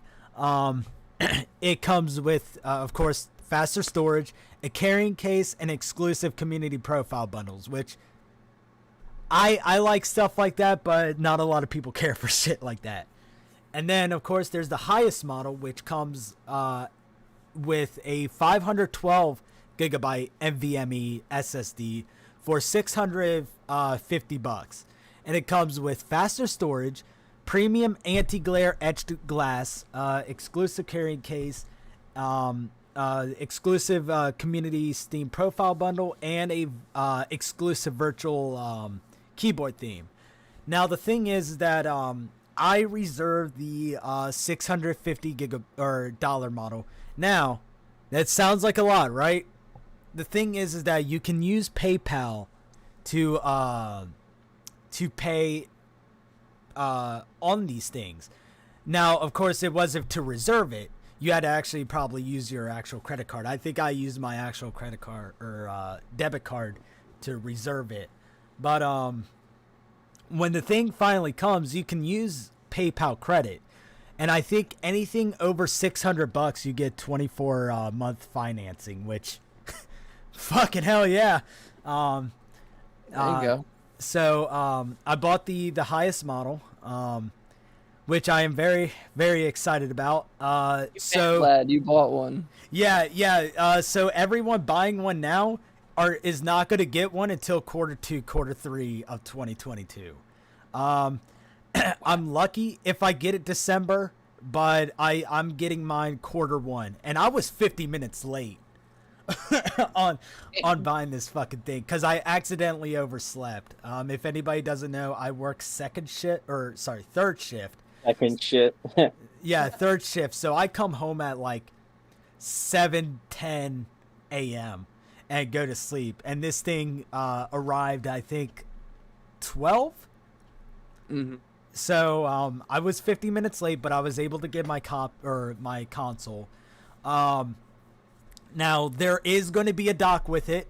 No, you do not have to buy the Switch dock. They said any USB-C hub will work on this. Well, that's good. If you want to stream it to the TV, the USB-C does work as a video output. It is not like a, where you have to have the Stream Deck or like the Nintendo Switch dock to stream it to the TV. You can just stream it using the USB-C.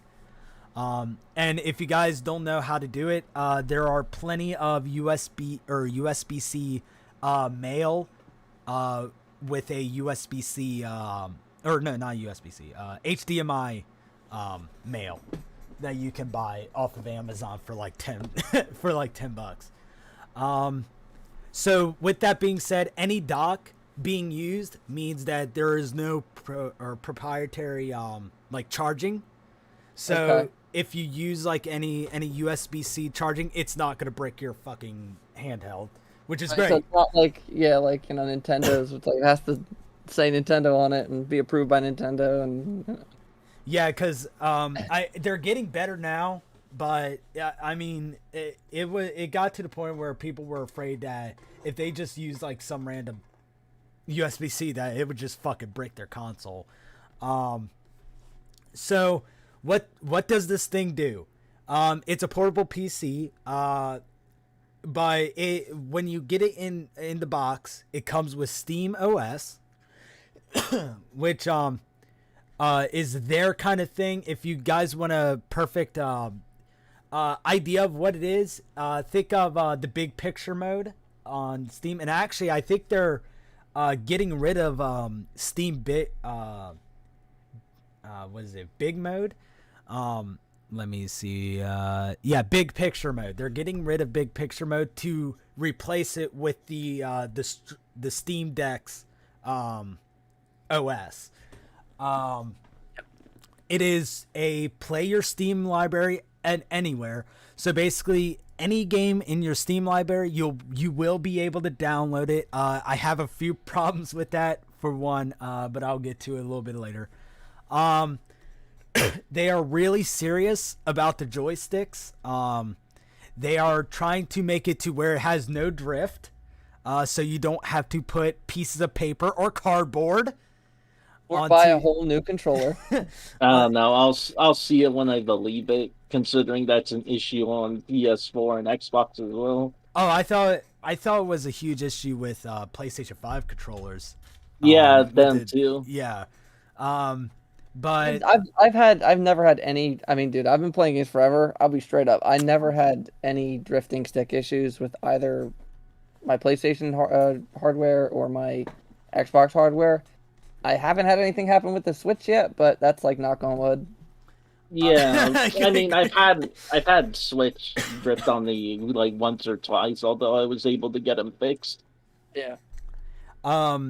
Still love my Switch, but. So, if you guys want to pre-order one, it's not a full pre-order. They're doing reservation fees. So because they don't, because of the kind of the chip shortages and all, if you guys don't know about the PC market, there are chip shortages. There are give me a second, scalpers that are trying to sell this bitch for 1,000 to 5,000, which they are being taken down. eBay is actively looking for these fucking scalpers. Honestly, that's the thing that irritates me, is that eBay now gives a shit about scalpers when they didn't do it with PS5 and Xbox, yeah. Well, or GPUs. It's because of their policy, like because the thing with the Steam Deck is that it's not released yet. Yeah, it's not released yet. At least with the Xbox and PlayStation, they did have a release date set, and it just had to be 30 days before release to technically on the eBay terms of service get it. Now after it comes out, that's a free reign for scalpers, but many people will have it in their hands before the scalpers get to it. Yeah. Now oh, sorry, what? Yeah, I was gonna say, yeah, hopefully that scalpers don't become an issue. Yeah, I don't think they're gonna be as much of an issue because the fact is that, so it was kind of a shit show in the beginning. I honestly could not have gotten my order before. Thank God I've kind of waited, because I probably would have waited 50 minutes to get my fucking Steam Deck. So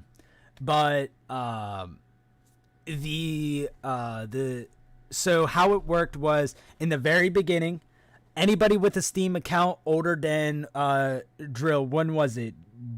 June? It was back in June. Yeah. Anybody with a profile back in June. Now, mind you, they dropped this on us. They didn't do oh, we're hyping it up, to get the bots ready.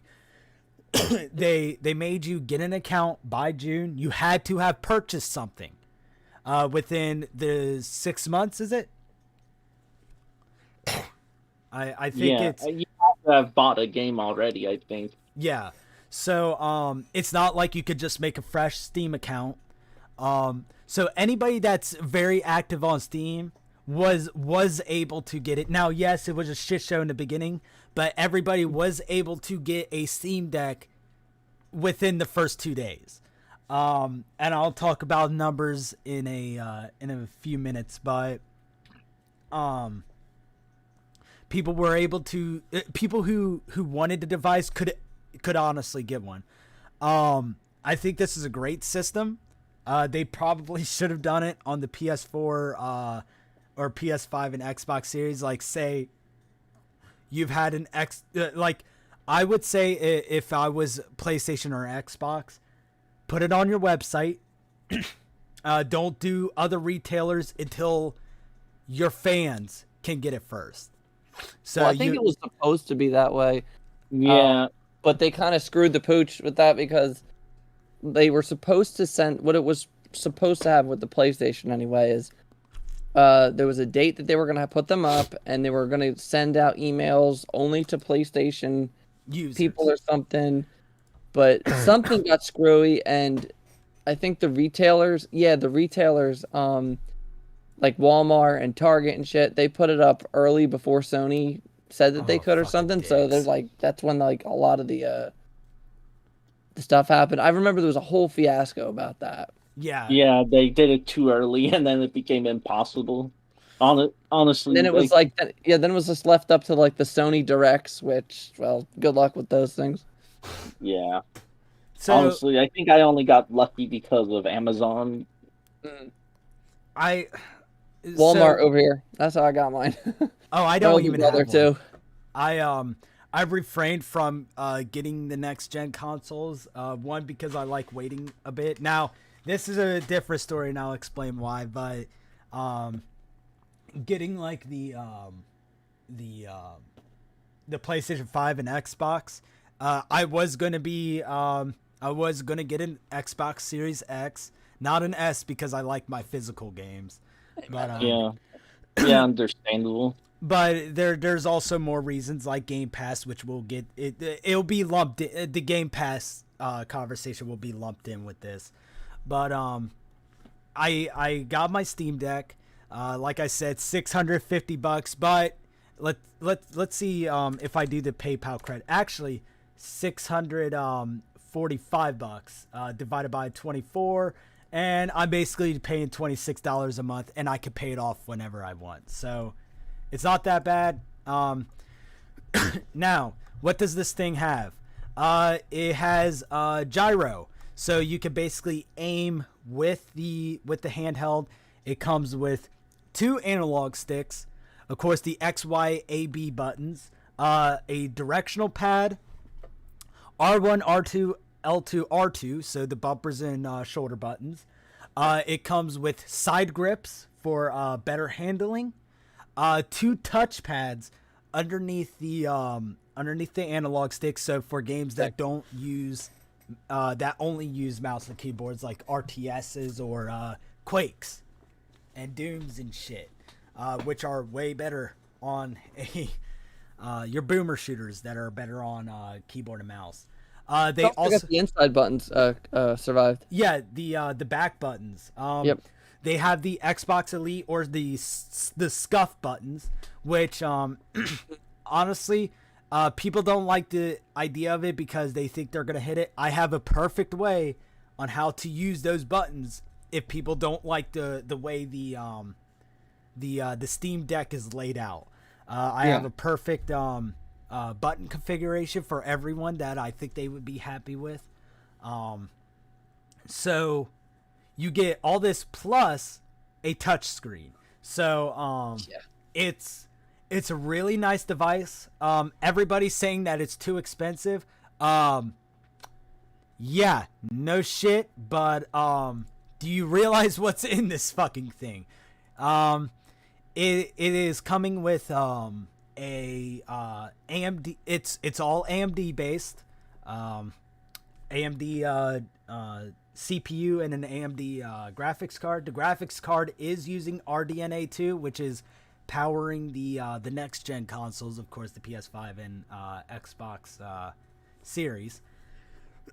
It is also running on Linux.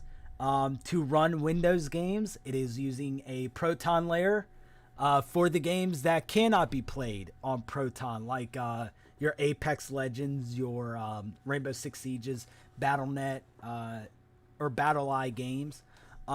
They are working with Proton and anti-cheat software to detect that it is a Steam Deck, unless you just install Windows, which also another problem that I'll bring up later.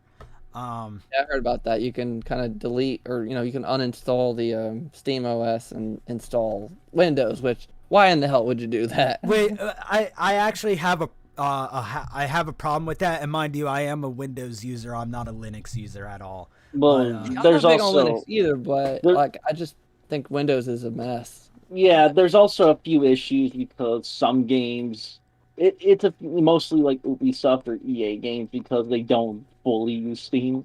Yeah. So they say you could download whatever you want on it.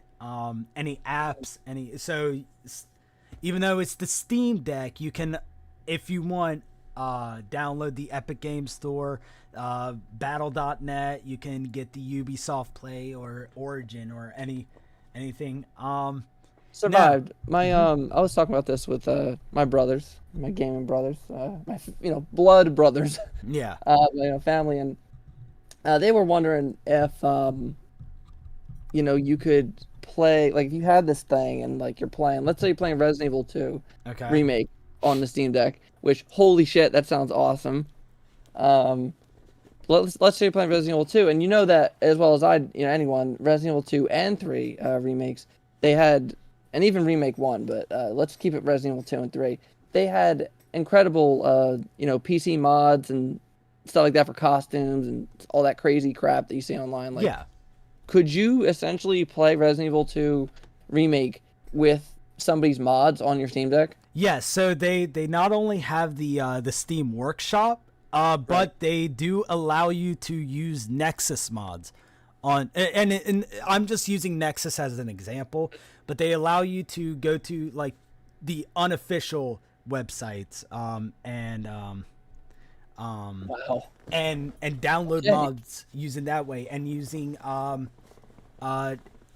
what is it, the editors or cheat engines. I forget what the Resident Evil one is called. I have it somewhere in my documents. Oh yeah, mod managers. Yeah. So Fluffy mod manager, I think is what it's called for Resident Evil. But yes, you can download mods on this thing, and it's fucking great. That's wild. It's not just enough that you have to, you have the system, you can play all those great games, which, I mean, holy shit. Some people's Steam collections are, digitally rival a lot of physical collections out there. But to be able to play all those great games, plus play them with all the crazy mods and shit that people make, that's a hell of a deal.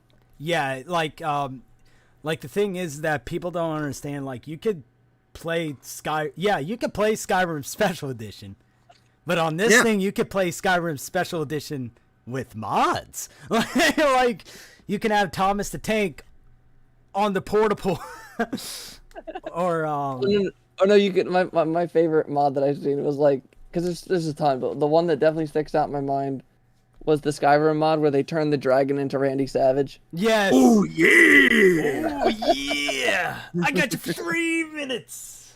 And the cream. Playtime. But yeah. So like the thing is that of course they gave Steam users 48 hours to buy it. Now, let me just tell you how many of these fucking things sold in 90 minutes. And that's for 2 of the models. That's not with the lowest priced model. So, someone was able to find it before they, of course, patched it or whatnot. Someone was able to find out how many Steam Decks were reserved in I have the full number, but I don't have every one of them independently. Right. Broken down. Yeah. Let's see. Oh, here we go. I found the Twitter. So, in the first 90 minutes, the North America sold for the 512 gigabyte model, the one that I have, 55,000. For the 256 gigabyte model, 28,000. For the EU side, 512 gigabytes, 9.6 thousand. For the 256 gigabyte model, 5,000. And then for the UK, for the 512 gigabyte model, 7,000. I added all of these numbers up, and it came to be 104,600 systems were sold in the first 90 minutes. And that's not including the cheapest model, which was 64 gigabytes. Right, that's the $400 model. Which is the cheapest model, which a lot of people are going to buy. 104,600, which is fucking crazy. Because It really is. If you think about it, like, you're looking at this thing and it's like, oh, it's just a fucking Switch, but on PC. No, it does a shit ton more, and that's what, like, a lot of people are worried about this because of the fact that Valve's history with hardware, Steam machines definitely fucking failed. They were trying to get into the console market with PCs, did not work. Well, yeah. The Steam Links, basically kind of like a PlayStation TV, but not at the same time. It was only for streaming your Steam games. I actually have one. It's right below me, in my living room. TV, which of course I play on a lot because me and my fiance we just play co-op games on it.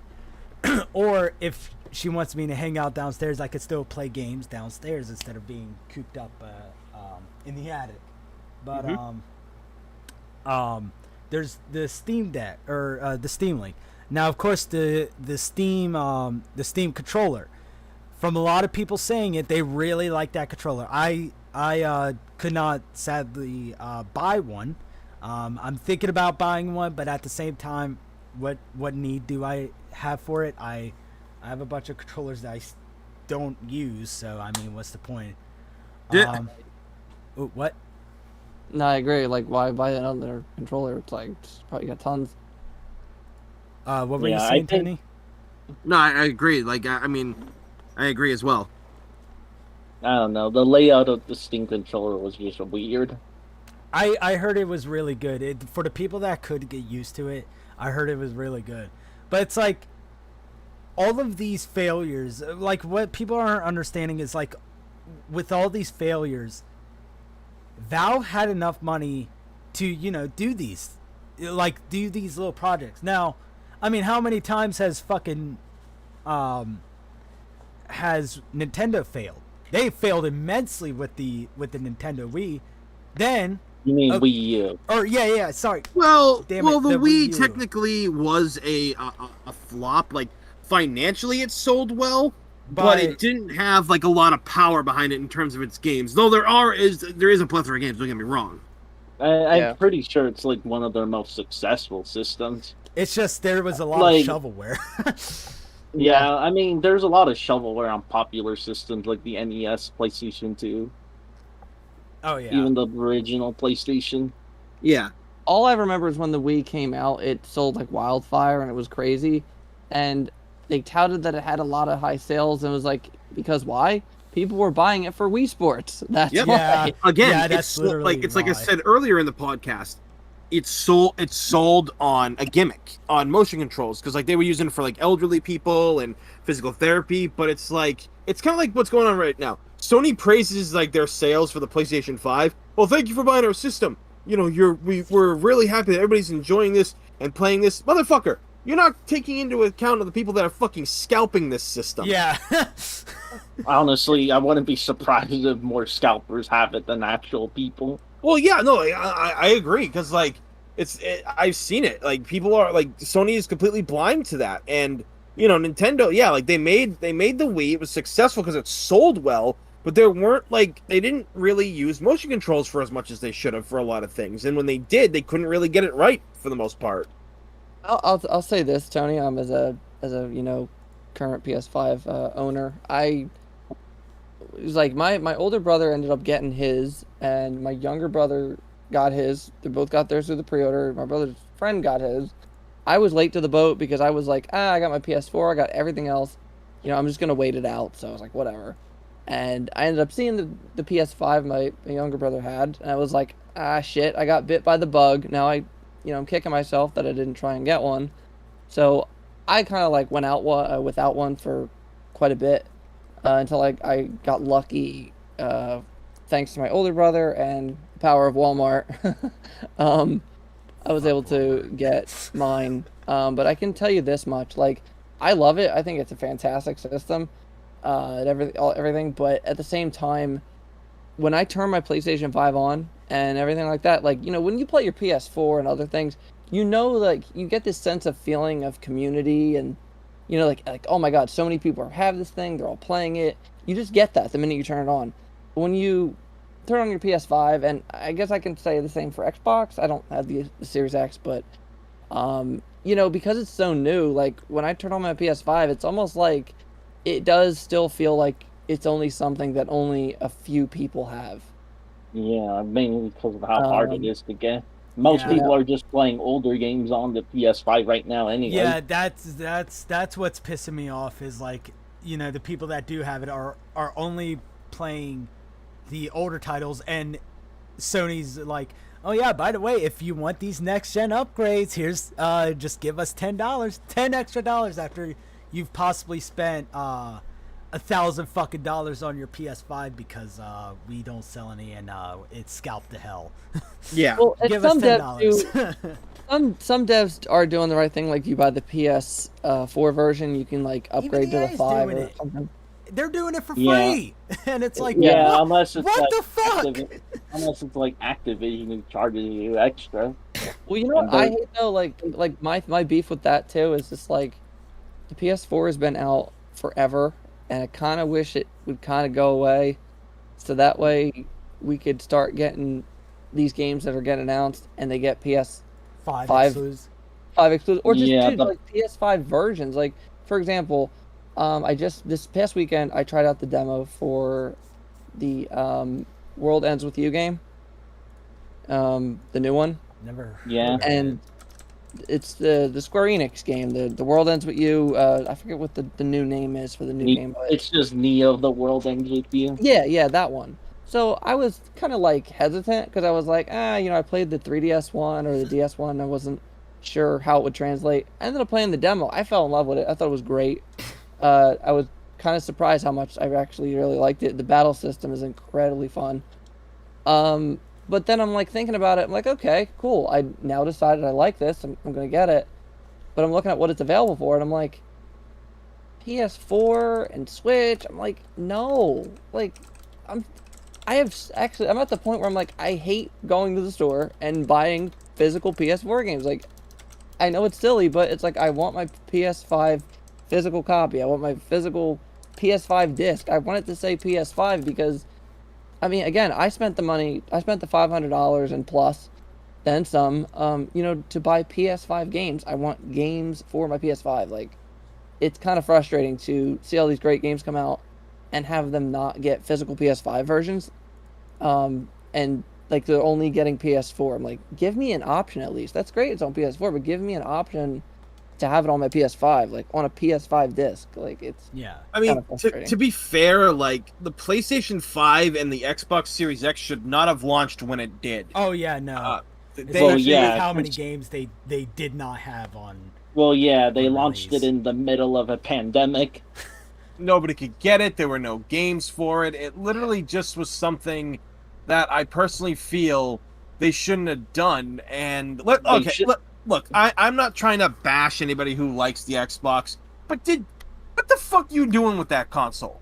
There's like nothing for it. And like I said, I'm an Xbox guy. I love both. I love both consoles because I have both consoles. I mean, I have an Xbox One and I have an Xbox Series, like not like the new one, but the one that came out after the original one. And I see this new one, and my friend, she likes her because she got the newest generation of Xbox, and she likes it. And I was just like, she's like, yeah, I got my own little tissue dispenser because she even makes fun of it. But she goes, yeah, like we get these consoles, and there's really nothing to play on them. And she just plays a lot of Call of Duty on hers and everything like that. But she was telling me, she's like, yeah, like I just feel that there could have been more. And let's face it, these newer consoles, they suck memory-wise. You literally will put on things like God of War, Spider-Man Miles Morales, Horizon Zero Dawn, And that's and yeah, that's it. And if you even think about putting Call of Duty on one of those, oh yeah, forget your it. entire thing's done. It's done. Yeah. Yeah, because they can't compress for shit. Exactly, Drilbit. Yeah, exactly. Like it's just that, and that's one of the reasons why when everybody was scrambling to get a PlayStation, like the night that they launched them, I actually got a PlayStation 5. Yeah, But I think the thing, honestly, the thing that kind of made me, that kind of also was sad too, is that there was there was like no waiting at the store console launch day because pandemic.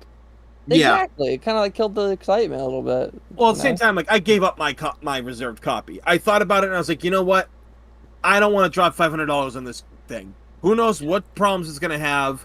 We don't have really any games coming for it. There are some games for it that are really cool. Don't get me wrong, but we're still getting them on last gen consoles. I mean, we're still getting a lot of games on last gen, and they're running fine. That's the amazing thing. Like when you look at like the jump from PS3 to PS4.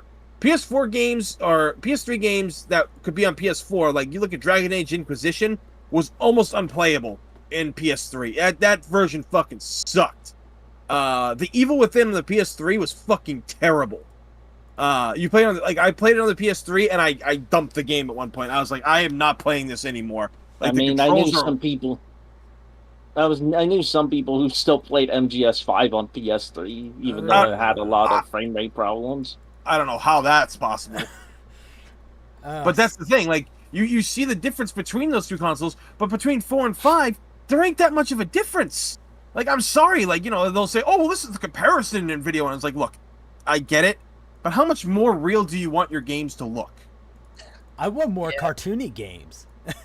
I mean, to be honest, sadly, Fucking that's A. kind of died off lately, aside from Ratchet and Clank. Yeah, Although I give me haven't the picked it fucking up yet sniper. lately. And I love Ratchet and Clank. I literally own almost every goddamn Ratchet and Clank downstairs. Like, I need one or two more physical copies to get the fucking edition or like the collection done. But whenever I looked at the new game, I was like, why the fuck does Clank look like that? He's too goddamn shiny. Because of ray tracing or I something. know it's ray tracing, but it's like, dude, he's fucking ugly. They basically turned him into stainless steel. Clank. Yeah, and it's nasty. It's there. I just don't like it. Like there is some things that you should RTX, and then there's just some things you shouldn't. And Clank was one of them. Like that, he just looks too shiny. He looks out of place. Yeah. But I'm still glad that it exists though, because I was every time, like, you know, we get these new systems, you're always kind of wondering / afraid of what's not gonna, you know, make the cut and what's not gonna make the jump. And Indeed. I know that I was definitely very happy and thankful to see Insomniac get back to what they do best, which is their platformers. And to see Ratchet and Clank again on my PlayStation, that is a sight I will always welcome. well, like Always. for me, like the difference between like the PlayStation 5 and Xbox Series, which and the Steam Deck, like I told Holly, who if anybody doesn't know, that's my fiance. I told Holly, I was like, please, because you know we look at TikTok and shit like that, and when the PS5 and Xbox Series X came out, there was like these videos of like the girlfriends buying like the new consoles for them as for their husbands and shit as a surprise, and I told her, please, for the love of God, do not buy me a new console because I don't want it. And you know, she was confused because she knows how big I am into gaming, and she was like, why? I was like, because one, these fucking consoles, they usually break or brick within the first 50 hours of it. There are problems. There are no games for these systems, and what's there to look forward to if I have to wait 3 years to play these fucking games because they're not out yet? So the difference between that and the Steam Deck is that I can play modern titles and I can play my old titles. PlayStation 5, I'll give Xbox Series this. They at least let you play a whole shit ton of a library, like whatever's coming for the series, then the Xbox One, then the Xbox 360, then the Xbox original. PlayStation 5 didn't give you shit. It was, by the way, hope you like PlayStation 4 games. We're out of this bitch. And then the very few select titles from PS2 classics. Yeah. Unlike the PlayStation Vita, who has a extensive PlayStation 1 library. Mwah! It was fucking beautiful. I love the PlayStation Vita, which I will get to on my gripes with fucking Sony. But the difference between the Steam Deck and the PlayStation 5 and the Xbox Series is that I can play my old games on this thing. And what's great about it is they're allowing me to play, let's say if I wanted to play Battlefield 2042, is it built for this fucking thing? Probably not. It's probably going to last an hour and a half, but I could still do it. They're giving me the choice to do it. I can put all the settings on low. I could put it on, I think it's a 16 by 10, isn't it, Drill? Resolution for the Steam Deck. It's 800p, I think. Yeah, 800p. So I can lower all the settings. It looks like shit, but I can still play it. Or I can still play it at 60 frames. Or I could bring Doom Eternal on the go for 60 frames. Now I could change it to either whether it looks pretty or if I want performance. They're giving me the choice to fucking do that. And what's even better is that emulators. I wanted the PlayStation 5 to fucking have emulators. By this time, if you're fucking telling me that the Xbox as a company was able to make an emulator for the Xbox, which on PC is very primitive. Still today in 2021, the Xbox original emulator is primitive. It still doesn't work on games right like Halo like Halo Combat Evolved.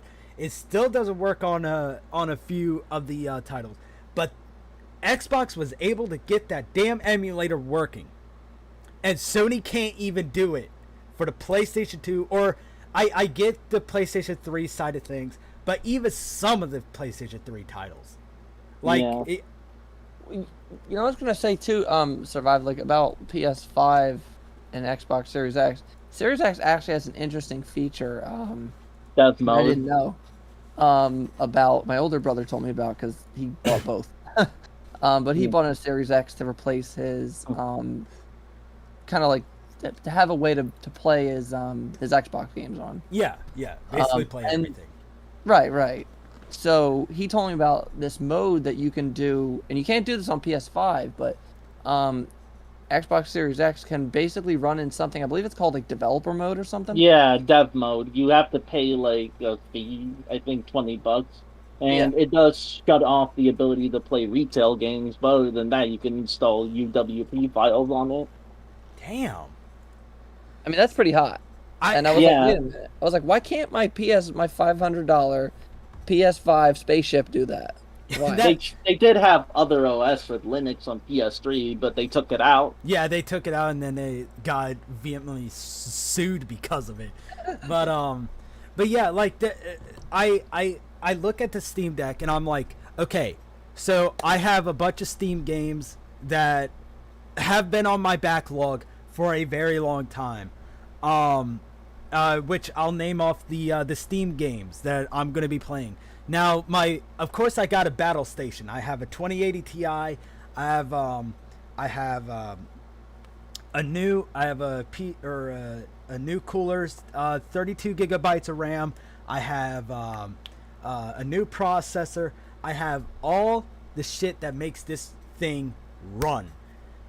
But the thing is that I only want to use this PC for the graphic intensive games. For the story mode games, this is what I would use the Steam Deck for. Here are all the games that I would play on the Steam Deck. Okay. Which, the first game is a point later. Horizon Zero Dawn, Days Gone, Battlefield 4, 3, and Hardline story mode. Batman Arkham Origins and Night, since I've already completed the other two. Shadow of Mordor and War. Rest in peace, Reese. Rise and Shadow of the Tomb Raider. Titanfall 2's campaign. The Plants vs. Zombies series. Grip. 12 is better than 6. Alien vs. Predator. 2010 for... I've completed that game so many times than I can count.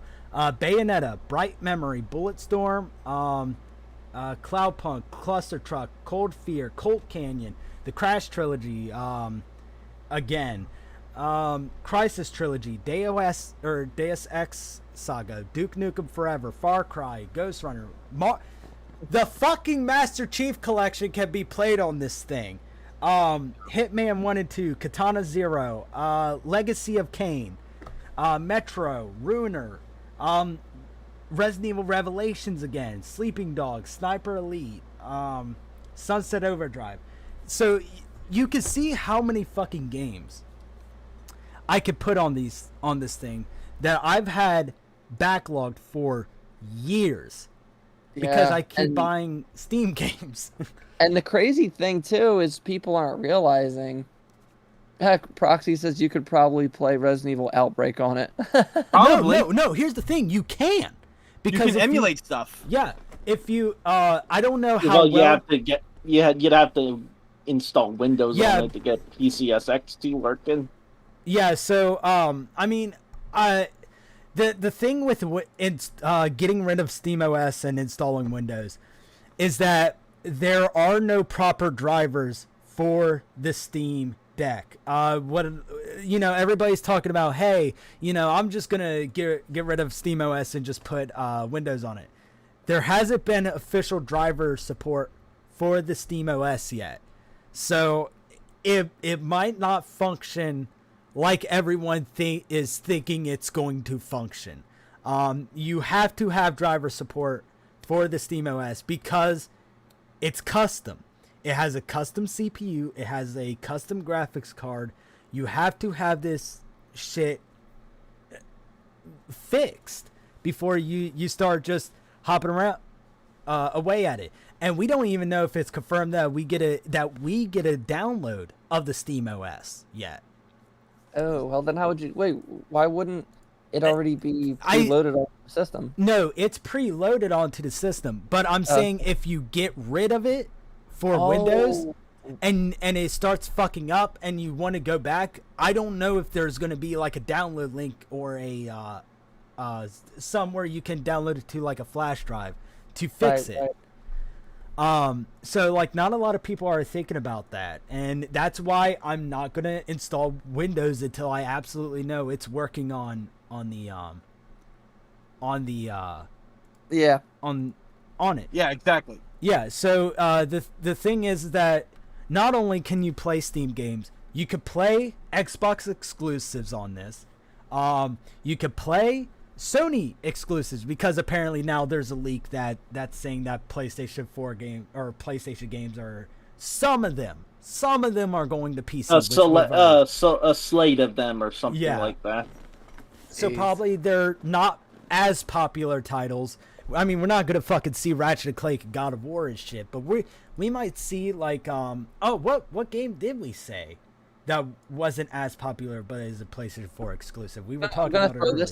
Survive. I'm gonna throw this out there because supposedly there's supposed talks. I don't think it's coming to Xbox. To be honest, I think it's more coming to PC. But there's talks that Final Fantasy VII Remake is coming to Steam or I coming could see it. PC.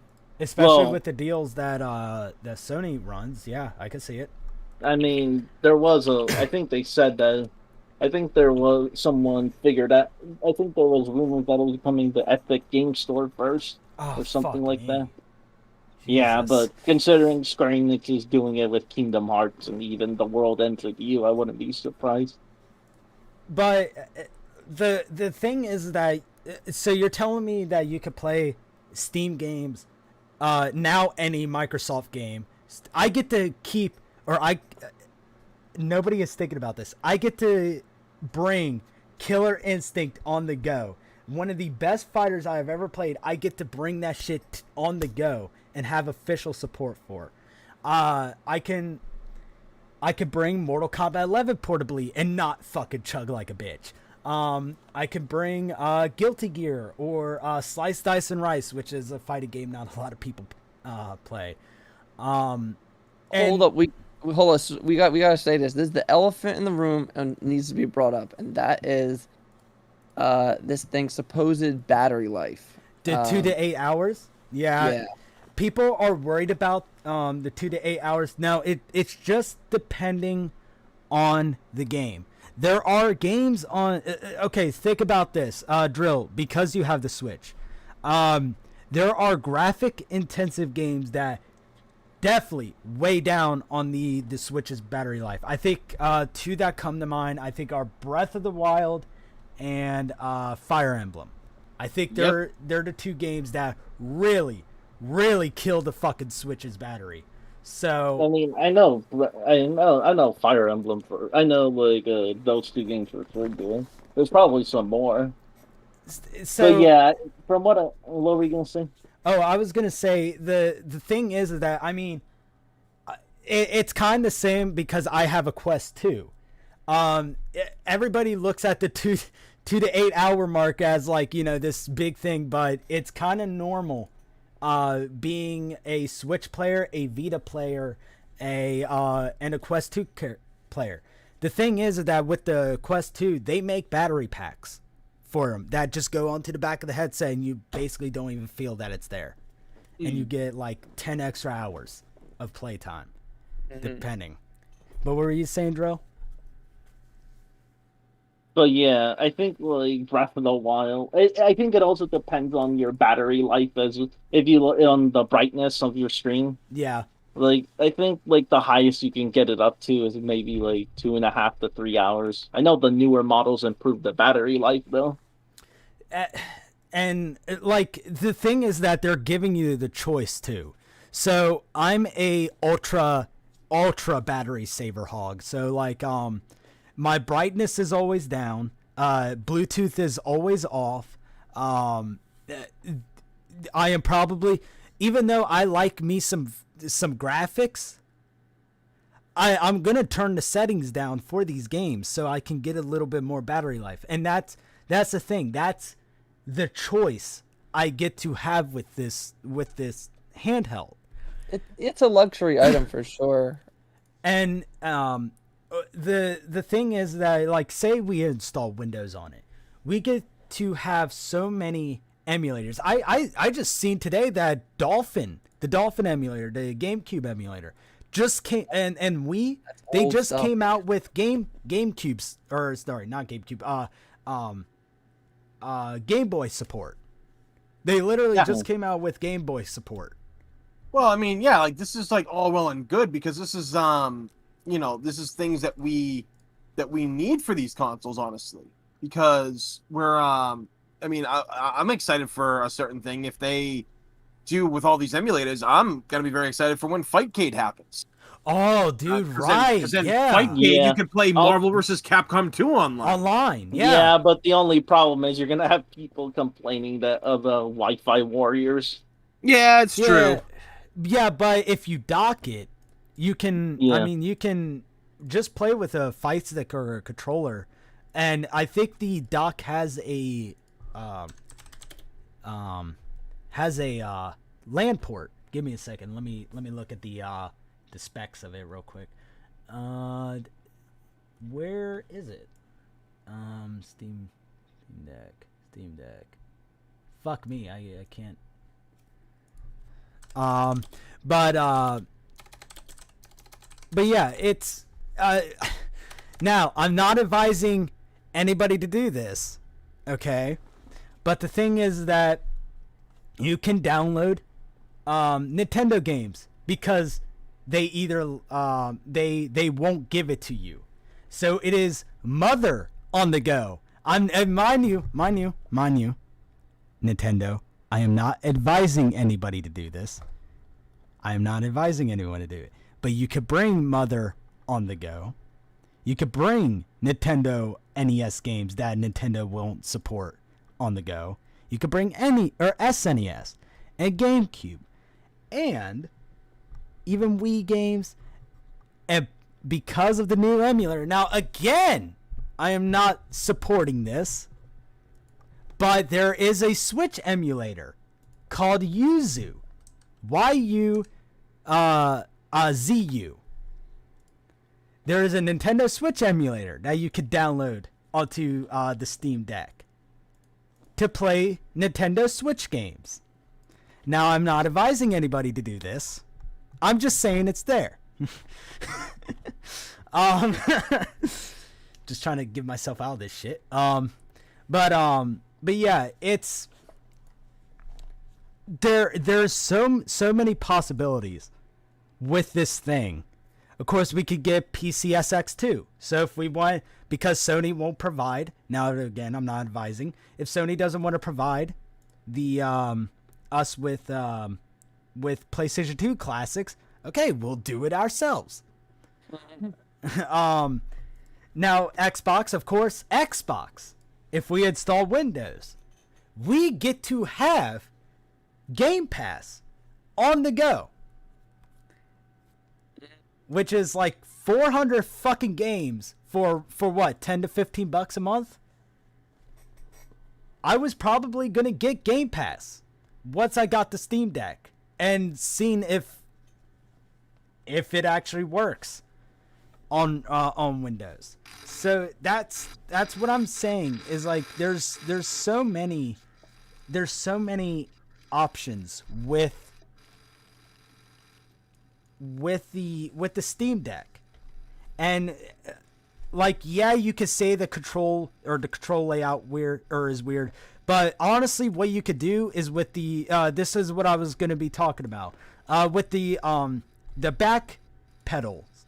What you can do is have your X, A, B, and Y controls on the back pedals, so you don't have to reach over and press any of those buttons. You could just do it with your middle and ring fingers or pinkies, depending on how you fuckers play. And it's a nice little handheld. Now, am I gonna say it's gonna kill the Switch? Fuck no. No. Do you know how far the Switch has gotten? Yeah, it's still selling. It's still selling really well, even with the new consoles out. Oh, sorry, go. I was gonna say, it's like people saying like stuff like, "Oh, the Game Gear's gonna kill the Game Boy," or "The PSP's gonna kill the DS," or "The Vita's gonna kill the 3DS." It's probably unrealistic to expect that. I just think if you were wary on the Nintendo Switch, like say if you haven't bought it yet, I would say for $50 more, go ahead and get the Steam Deck. Not only do you have all the emulation possibilities that you can fucking have with this thing, you also have all the Steam games. You have the future of PlayStation exclusives, not the big exclusives, just some of the smaller and not popular ones. All those on the Steam Deck.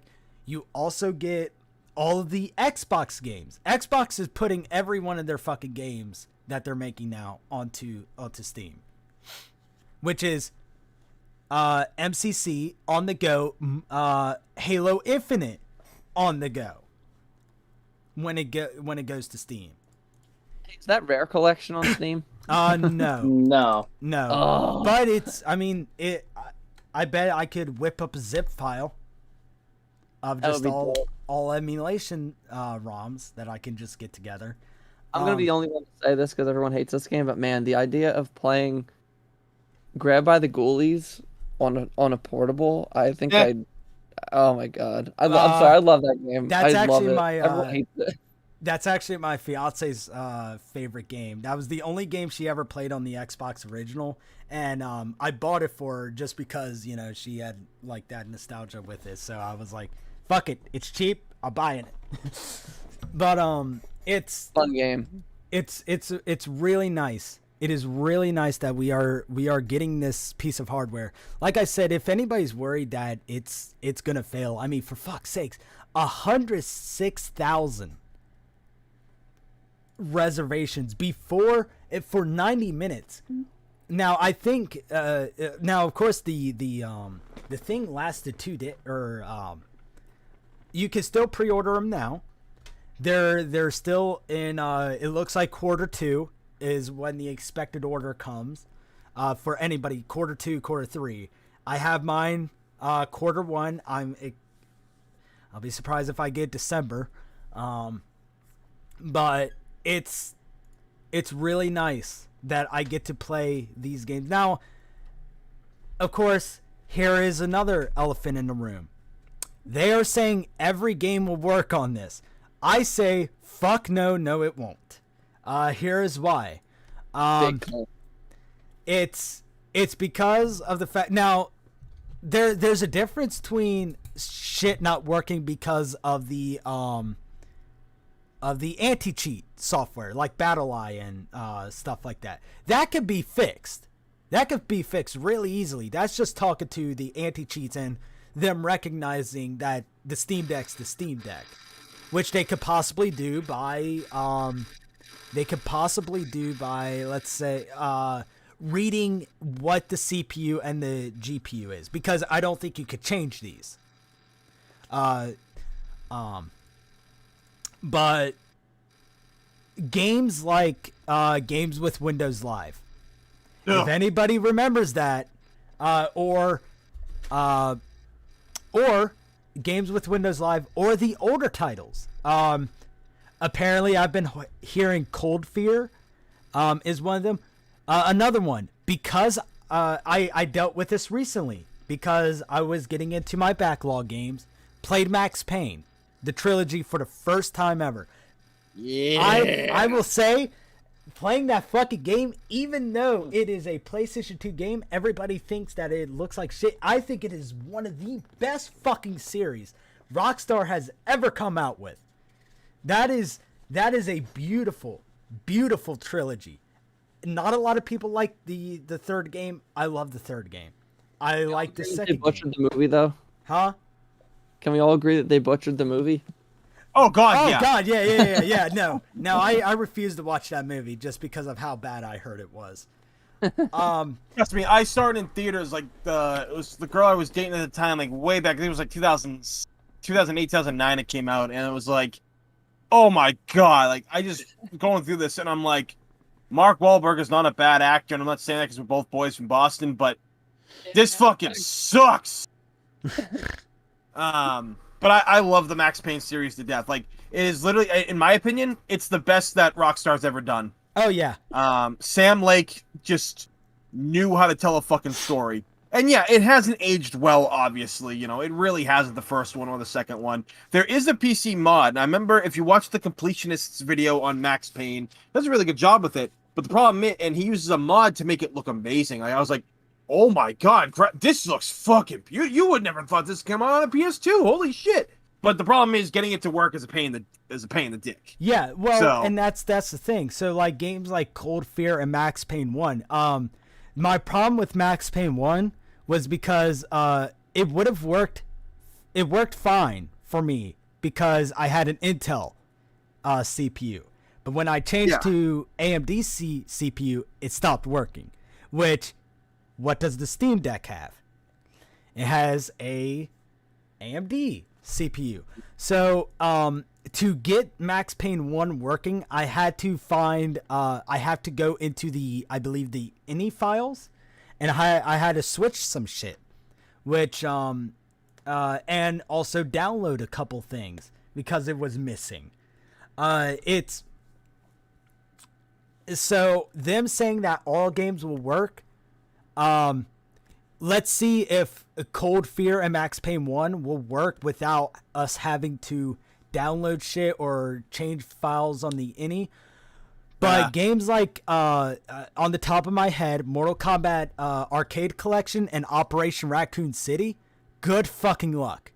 Good luck. Street Fighter Cross Tekken as well, I believe, too. Oh, does that run on games with Windows? Yep. Fuck me. I'm pretty sure it does. I definitely know Mortal Kombat Collection and Operation Raccoon City does. And you can say... You have to get just for them to run properly. Resident Evil 5 too, isn't it? No. I don't think... It over to Steamworks, I think. Oh, yeah.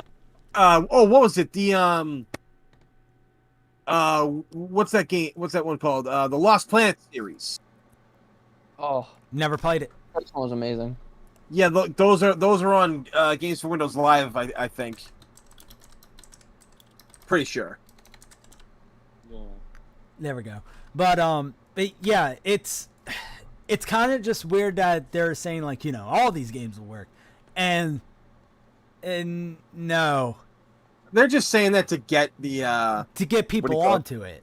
Yeah, to get people onto it. That's what it is. I think I'm looking into it because of the fact that I have all these games that run older because of course of who I am. It's just it's things for people to think about. I am very, very excited for the Steam Deck. It's just there's things that you got to think about. You got to be realistic on a lot of shit. Yeah.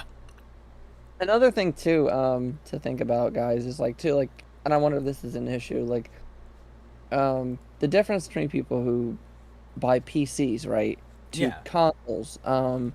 When you buy a console, or sorry, when you buy a PC, you know, you're buying the, you know, tower, buying the graphics card, all the other, you know, stuff inside it, building your, you know, you're essentially building your box.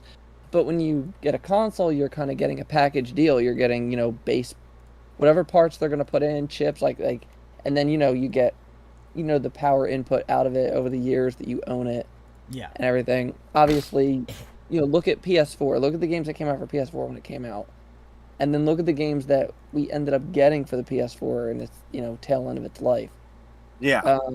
What it kind of makes me wonder where all this leads is, okay, so if this Steam Deck thing is not a portable device, in a sense that it's a handheld device, like, because they market it as a tiny computer. Yeah. What are the long-term kind of potential issues with this thing going forward in the future, like as in, kind of monitoring, space and memory and like graphical elements, or like with the cards or anything, like, is there anything you think long-term we'd have to worry about in terms of kind of, like, for example, PS5, right? It has a small small memory, so like, a lot of, like, speaking for myself, like, I have a PS5 and I have a ton of games either on it or like installed or downloaded, and I mean my hard drive is kind of like it's kaputs, but then the Steam Deck thing, they even said in the article that I looked at here from PC Gamer that they're just not sure about. They said if you plan to upgrade to the storage, you'll likely spend more cash on the faster micro SD for quicker load times, but then it says we're not sure how expansion storage will work on the device just yet. But then they said also some micro SDs are going to feel extremely slow next to a super fast SSD. So yeah. Well, I mean that's going to be that's just kind of problems that come with making it a handheld, like but they're kind of marketing it as a computer too, because they always say, it's not just a it's a computer too. Like, you can plug it into a monitor and it does the whole like Switch thing where it takes from the dock to the screen, so you can essentially play it like a PC But style. yeah, its form is gonna have to make some sacrifices, like the screen resolution and all of that, and also space. Mm-hmm. See, what my plans were for the Steam Deck, right? So, I've been looking at what kind of there's a video that's out there. Let me try to find it. That explains like how games will load on a what's it fucking called? How games will load on a micro SD. And they're saying that there are ones that you just should not use.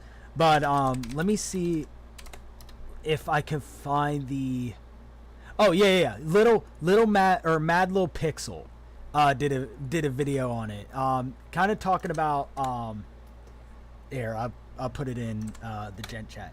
Kind of talking about which ones to use, and he says there's a certain way you can tell which one is which. Apparently, I think it has a circle and an H on it are the ones that you do not want to use. The ones that you want to use are pros and extremes. Now, let's see. If I was to look up a 1 terabyte micro SD card extreme, so it's gonna sound like a lot, but $229. Now, it sounds like a lot, but if you wait until like say Black Friday, or if you wait until like Christmas, where they have like what other 4th of July, Cyber Monday. Yeah, Cyber Monday. If you wait for these deals, you will get them for like $100 or $50 to $100 off. And what people are looking at like $220 for 1 terabyte as a lot, dude.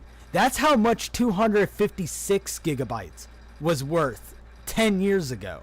Like, that, 230 for 1 terabyte is fucking nothing by today's standards. It's really cool how far shit has gone. Just with technology. So when it comes to storage, and I believe they said that there's a possibility. They haven't done a teardown yet, but there is a possibility of you being able to upgrade the slot. Okay. For the NVMe or what's the other one called? NVMe and the MMC, I think is what it's called. So when it comes to storage, I'm not worried about it. Now, when it comes to PC specs, they have already confirmed that that they're not wanting to be the only person that does it. They're basically wanting to do what the Steam machines did. If you guys don't know what the Steam machines did, of course, Steam made their base model of the Steam machine. But then Dell Alienware made one, then HP made one, then all these other companies started making Steam machines. And that's what Gabe wants to happen. He's going to sell off he's going to sell is it the license or the patent to different companies to make these Steam decks. So you'll possibly get like a Dell Alienware Steam Deck or an HP Steam Deck. That's just gonna be running on Steam OS, and honestly, I think it's gonna be cool. They're of course in talks about making what is it, a Steam Index 2, where it's wireless, just like the Quest 2. Which, yeah. If Steam wants to put out a better version for this. Now, this is for people like, I want to say higher than me, because I went with the highest option. I went with the 512 gigabyte. But we're talking about possibly running, I think it's an equivalent to a 1070 right now. If people are wanting to get like a 2060 in a handheld form, they're going to pay some good fucking money for it.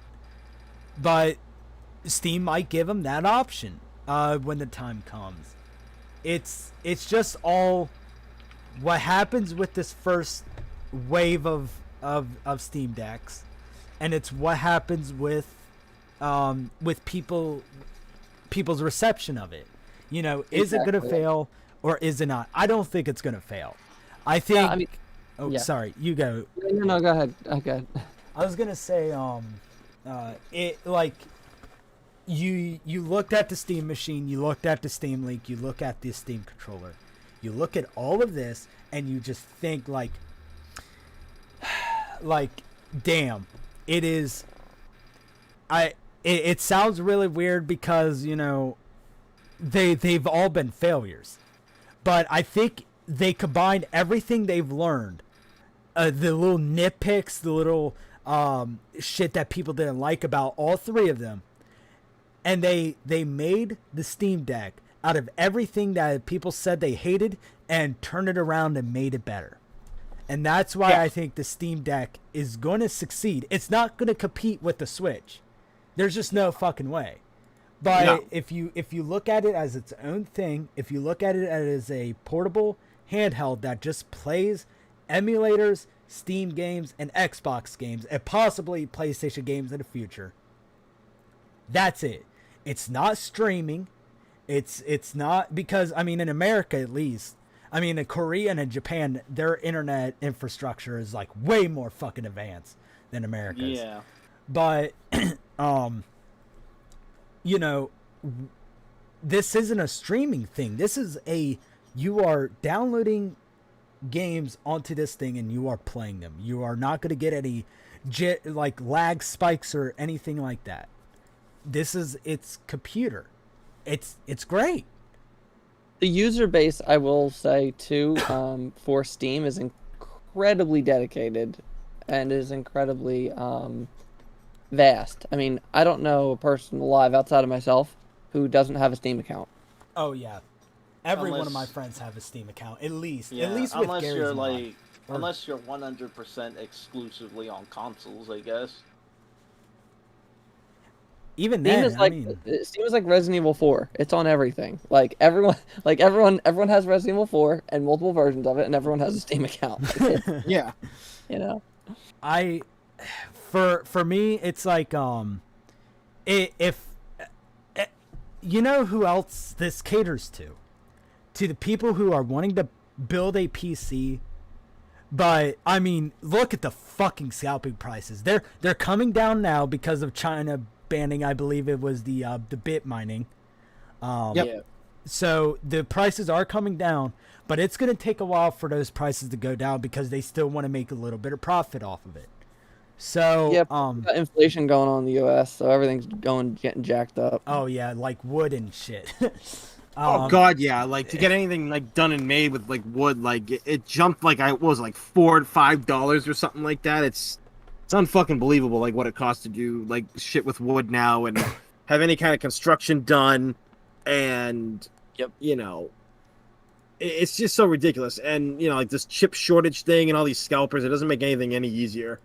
Yeah, and that's what I'm saying is like, you know, the people that are wanting to get into PC gaming because they're hearing how great it is. You know, mods. You get to play, like I said before, Xbox, PlayStation, and Steam games, emulation. And they want to get into that stuff, but either don't have the technical know-how on how to do it. I mean, it's very easy. That's to me. Build it's very easy to build a PC. I mean, I used to know jack shit about PCs. I have built the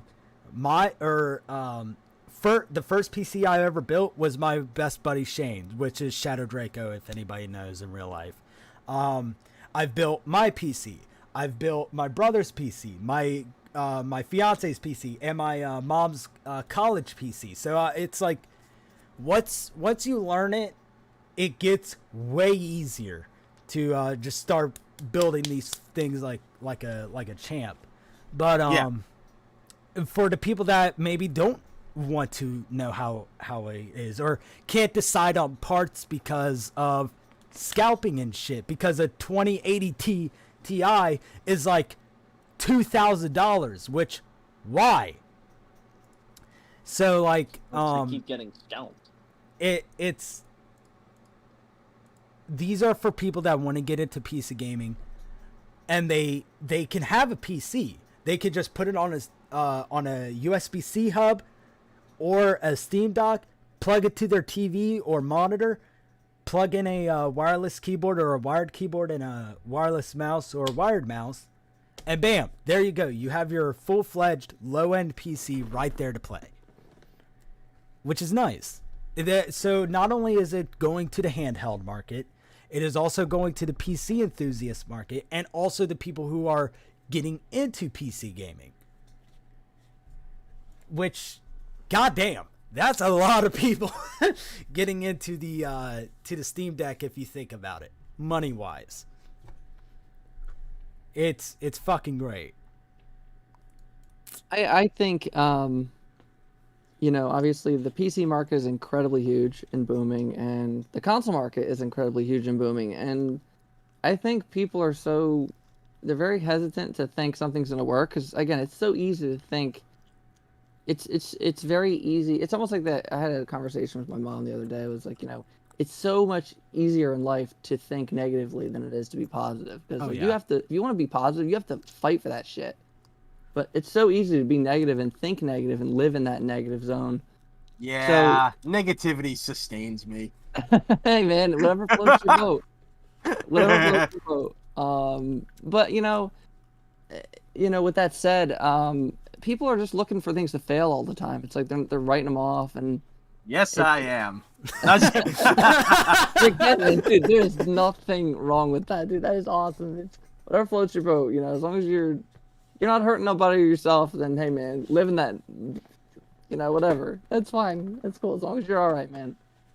But like truly, like I said, the PC's big, console's big, and who's to say that, this brand new device can't exist? Who's to say that it can't be successful? I mean, and also here's another thing that people need to realize. It's like, oh yeah, it's a portable device, and oh my god, it looks so much like the Switch, and they're instantly comparing it to the Switch. It doesn't need to beat the Switch to be successful. it can be Yeah. successful in its own right. And I I- think after looking at what it does and the idea alone, I think that their heart is in the right place. I mean, it's not made by some like small time company. This is made by Valve, created Steam and all this other crap. I mean, I know people knock poor Gabe Newell, but the guy seems to have really thought this through with the company and everything. And Oh yeah. I think it's doing a lot of nice things, and it's not like an underpowered piece of tech. That's a small powerhouse in your hands that you're holding. I mean, probably got the power of a PS4 or an Xbox One, at least. I heard up to the Series S is how it is power wise. Even so, I mean, it's insane, and it also, I mean, I can look at the price and say, yeah, it's insanely expensive, and even Gabe Newell said that like when they were doing the pricing that that part kind of hurt, like it was painful doing that, and that's understandable.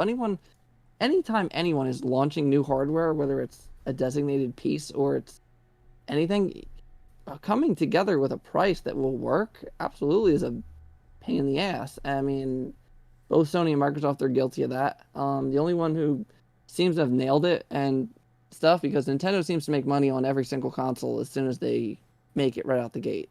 Well, yeah, kind of.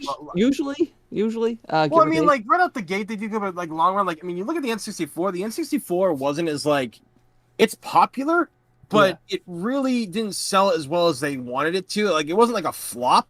But when it was like it just wasn't as big as the SNES. Yeah, or what that and like like with how powerful the PlayStation was and the fact that like the whole Sony and Nintendo team up and everything like that kind of went south, and them refusing to go to discs rather than sticking with cartridge, that kind of hurt them a little bit. And then the GameCube fucking flopped. That thing sold terribly. And now you look back at it now and you're like, oh my god, this console had fucking great games on it. Like what the fuck, Nintendo? Like why didn't you push more for this? And then the Wii sold well. But we already talked about that before. And then the Wii U, Nintendo was like, you know what? Fuck third-party developers. We're gonna make our own console. We're gonna do our own thing. We don't need anybody. It's like, dude, third-party companies are what made you. Like, not just like the fact that you have Mario and Donkey Kong and Zelda and Star Fox and all these great things. No, fucking Konami and fucking Square, Capcom. They made you what you were with like the '80s and shit with the NES and Super Nintendo. That was the it's funny you said that, because I've had this conversation with my older brother time and time again. When you had the NES, when you had the SNES, Nintendo basically had the world by the balls. Like they had every company, every big name. They had Nintendo, of course. They had Capcom. They had the Square. They had Enix. They had, oh my god, they had everybody. They had everybody, and everyone who was anyone was making games for their system. But through one way or another, I'm not saying they don't still get things from these companies, but we all know they sure as hell don't get the support that like PlayStation and Microsoft get in terms of support. I mean, Yeah. And I've had a theory, it's like, too, and maybe it's not really much of a theory, more of it's a fact. But people buy Nintendo systems as much as, don't get me wrong, I'm sure we buy Nintendo systems for not only the Nintendo games, but the third-party games. But I really feel like when people buy a Nintendo system, they buy the Nintendo system and they only mainly support the Nintendo games. And sadly, the third-party games get left in the dust. It's true. Which is a shame, because you get fantastic games like Astral Chain and Octopath Traveler, which conveniently just found its way to Xbox. Yeah, that was kind of incredible that it did. So I was glad that happened for it. But that's a sad fact. I mean, and I love Nintendo. I have a Switch. I bought most of their stuff. I mean, God, the amount of money I've given Nintendo. I mean, shit, all the handhelds and the games and everything. No, I've definitely support them, and I love their stuff. But that sadly is a fact. Kind of makes me remember the GameCube days, and I remember when the GameCube was there, and Capcom was gonna. They announced, remake, and a lot of people were like, "Oh my God, what the heck? Look at this power move!" You got Nintendo and Capcom, and they're putting literally like this beautiful Resident Evil 1 remake, and it's only coming on Nintendo GameCube, and it seemed like a great idea, and I'm saying it wasn't. It was a fantastic game. I'm glad it was made, but it was such an incredibly poor decision because, you get Sony and Capcom, and you get Resident Evil, which Resident Evil found its home on PlayStation. It's where it was birthed, on the PlayStation. All the Resident Evil fans were on PlayStation, but then Capcom segmented, and they, Nintendo struck the deal with them, and they put Remake on there. Yeah. And all the PlayStation fans are all butthurt, and then the Nintendo fans are busy going like, haha, we have it. But at the same time, how many people really did buy Remake on? Not a lot. No. Yeah. And it did not sell well at all. and then It sold around like 1 million, I think. now here's the sad thing, guys. So then there was, with that happened, Capcom was like, oh man, we made this brand new Resident Evil 1 remake, and not that many people bought it. It didn't do as well as we thought we did. Oh, there must be something wrong with Resident Evil. No, Capcom, you are miscited. Like, oh my god, I hate that. I always hate that when I think about it. Like the fact that if they made Resident Evil 1 remake and they put it on PlayStation, yeah, it wouldn't have looked as beautiful because the GameCube was marginally a little bit more powerful than the PS2. But I mean, the game would have sold like crazy on the PS2 instead of the GameCube, and the fans would have ate it up. But it's just a shame that like they made that decision, and they blamed the poor remake, that beautiful game. They blamed that game's poor sales on the series, when in reality they should have just blamed it on the fact that they put it on a Nintendo system. Yep.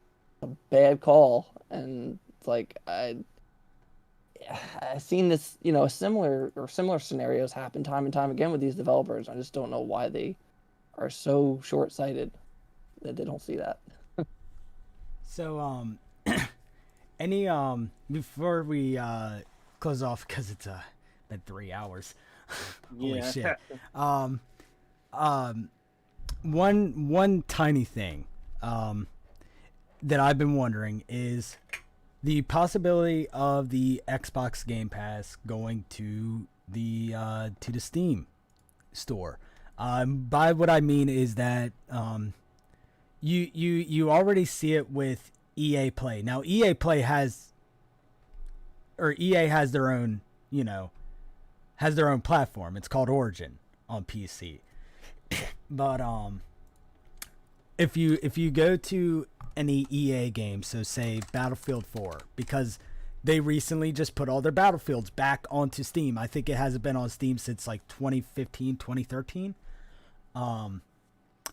It says oh wait, no.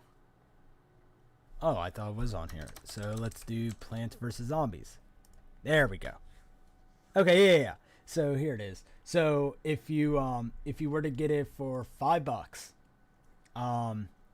it's EA subscription service, and you get like a ton of EA games for free for like $5.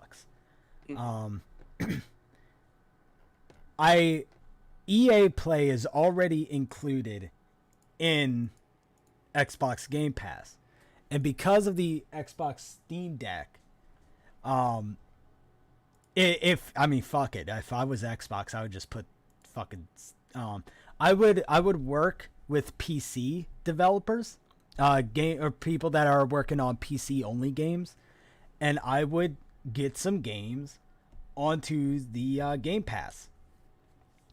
And kind of like how EA does it, like they select a few games from their catalog that they put onto EA Play, them do it on Xbox. So like say Killer Instinct is on the Steam Game Pass, or Master Chief Collection, the big hitters that people like, that gets you excited for, Halo Infinite. Fuck it, put Halo Infinite onto Steam Game Pass. So you can take all your games on the go. I see it as another way of them expanding. Which, do you guys possibly see Game Pass going on to Steam at all? I mean, it probably could. depending if like they want to like really work together and you know and do it. I'm not 100% sure on that, but I'm actually not even really sold on Xbox Game Pass really because I feel that it's a way that like you know like as much as Phil Spencer talks about what do you call it there video game preservation. Yeah. I feel that that hurts video game preservation in many ways because you're not actually physically owning the games. Yeah. Like you're not getting them as like you would for say like the PlayStation 3. You download a PlayStation 1 Classic, it's yours, right? Yeah. And that is yours. Yeah, digitally it's still not the best, but it's still yours. Whereas this one, it's kind of like, yeah, like you download it, but you still have to have Game Pass to do it, and like Yeah. they can take it away at one point. Now, granted, on like with PlayStation 3, they can take away games as well. But like, you know, if you download it once, you can always re-download it again. Like Marvel vs. Capcom 2. You can't get that anymore and everything, but if you deleted it off your system, it's saved in your network, so like you can re-download it at any time, which is great. So it's there. But you know, I'm just not 100% sold with Game Pass. But if they, I don't know, if they start changing things, if they really make it a worthwhile thing, then yeah, maybe it could be on Steam. But I think that they might just kind of do their own thing, even though like, you know, obviously Xbox and Microsoft are kind of like buddy for obvious reasons. Yeah. Yeah. The thing I don't like about I mean, I don't know, it's like a double-edged sword. If you have an Xbox and you can't really afford to buy a whole lot of games a lot of times, or a lot of the time, I could see Game Pass being a viable option because you pay a certain price up front and you get like a shit ton of games, which is a great deal. And a lot of sometimes the games that they're giving out are like either new or semi-new titles. I've seen it happen. Like I'm like, okay, like that's pretty crazy that's like on Game Pass.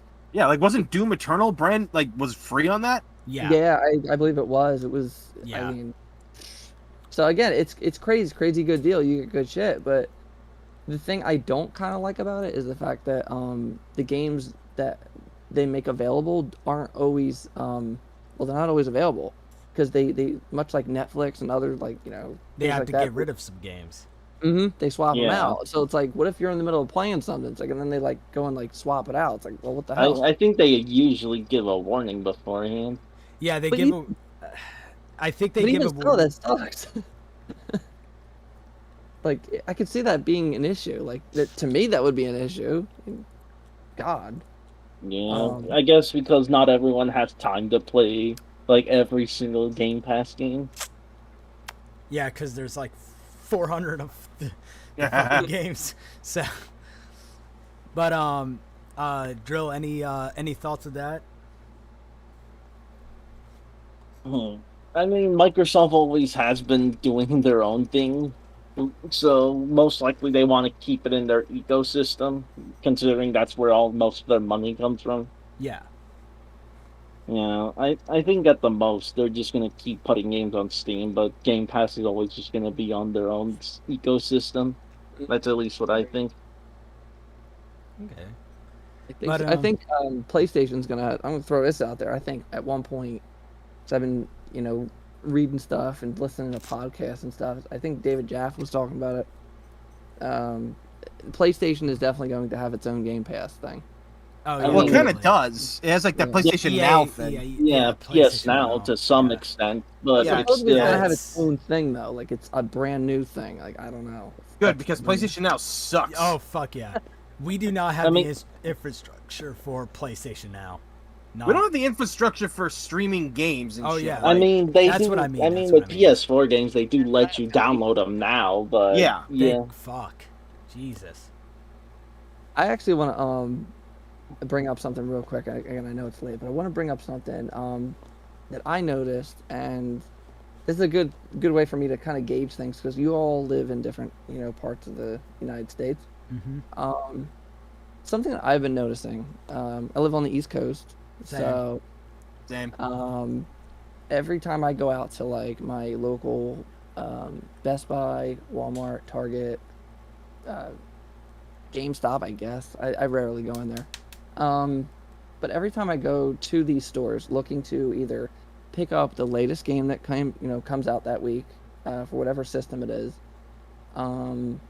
or just pick up anything that is just there that I didn't have or didn't pick up.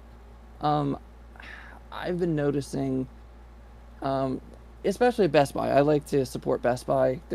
I've always liked them. They were always pretty good. So I mainly go there. But like I'll go to my local Best Buy, and first and foremost, their selection of like physical movies has been drastically cut in half. Like, well, yeah, because Well, yeah. nobody's buying physical movies anymore. yeah, No it's one's like- going out. Yeah, it's going Yeah, away the dodo. which that sucks. But what I'm also seeing is sadly is that it's bleeding into the game aisle. Like I would go down like the PS4 and 5 section. There's hardly any games there, and even the Xbox version or Xbox wall looks pretty sad. Yep. The only thing I can say, a little bit is a little bit better, and that's maybe just because it's Nintendo and they always stock their shit. Is that the Switch section always has like relatively a healthy amount of games. So maybe not so much Switch, but it's really frustrating because it's like I'll go to Best Buy to pick up something that I'm hoping that comes out, and they just don't get it in, and they don't That's- stock it, or if they put it out, they'll put out like 1 to 2 copies. I'm like seriously, all due respect, like what the fuck? You're a big box retailer, like why? That's the hell what- don't- That's why I don't go to Best Buy anymore. Yeah. Like I just I'll stop in once in a while. Like the last thing I bought from them actually was the Mhm. Marvel vs. Capcom 1 arcade 1-up thing. Mhm. I had to bring my dad to the VA, and on the way back from the VA, we passed by a Best Buy. And when I was at the VA, like I let him go get his blood drawn and everything, so I'm just waiting out in the waiting room, and all of a sudden, like I see it, like Mario 64 posts, oh yeah, like you can buy Marvel vs. Capcom cabinet again, like they actually have them, they restocked them at Best Buy, and I'm like, Nice. and so like I instantly bought that fucker and went to go pick it up, and like that's the last time like I bought something from there. And Right. before that, I mean, like I used to enjoy buying movies from there. Mhm. Yeah, dude, same dude. I used to make a killing. Yeah. Black Friday. That's Yeah. when I would buy movies. But if anybody's in the New England area and you really if you're still into collecting DVDs and Blu-rays, you gotta go to a place called Newbury Comics. Oh, I've heard of them. Yeah, Newbury Comics is a store that started off on Newbury Street in Boston, and it stretched out to various stores. Now this was at the time, especially like when they started, like I think they started back in like the 70s, but their popularity grew in the early 2000s, especially for people who loved anime, because this was like the only place in the early 2000s where you could go to buy like anime figures and DVDs and art and all that kind of stuff, and posters of anime, like nothing like this, because this was still like in a time like where anime was just like, still kind of new. Like Dragon Ball Z and Toonami had taken off, but like it wasn't like it is today. But Newbury Comics like always had like DVDs and shit like that, and now like I traded in a bunch of DVDs that like I didn't need anymore because I put them all on my external hard drives and everything like that. So I traded them back, and the guy felt bad. He's like, "Yeah, like I know you traded a total of 64 movies in, and can only give you $100." I'm like, "I'm fine with that. Don't worry about it, dude." But if you go to these places, you can get DVDs of amazing movies for like anywhere between $2 to $5. Like older movies. I mean, like if you're going to get movies that have just come out in the last 4 to 5 years, you might have to pay $10 for them, but it's still a fucking deal. Plus, like if you're into collecting vinyl records, they're also like marketed as a big vinyl store. Like they were and they have CDs, vinyl stuff. There's a lot of comic books that they sell there too. It's like where I get all like my Power Ranger comic books from, and Funko Pops galore. Like the store has everything. I literally go in there and blow like $100. It sucks. But I try to limit myself from going. But like they got Yu-Gi-Oh cards, Pokemon cards. So yeah, like that's if anybody's really so if anybody's in New England and you want to collect DVDs still, because getting them now, like here's the thing, you get them now, you're getting them for dirt cheap. Try to get some VHSs these days for a lot of stuff. VHSs are surprisingly going up in price, especially horror movies, because a lot of VHSs never got transferred to DVD. They didn't get put on digital. They're getting lost to time, so they're really getting expensive.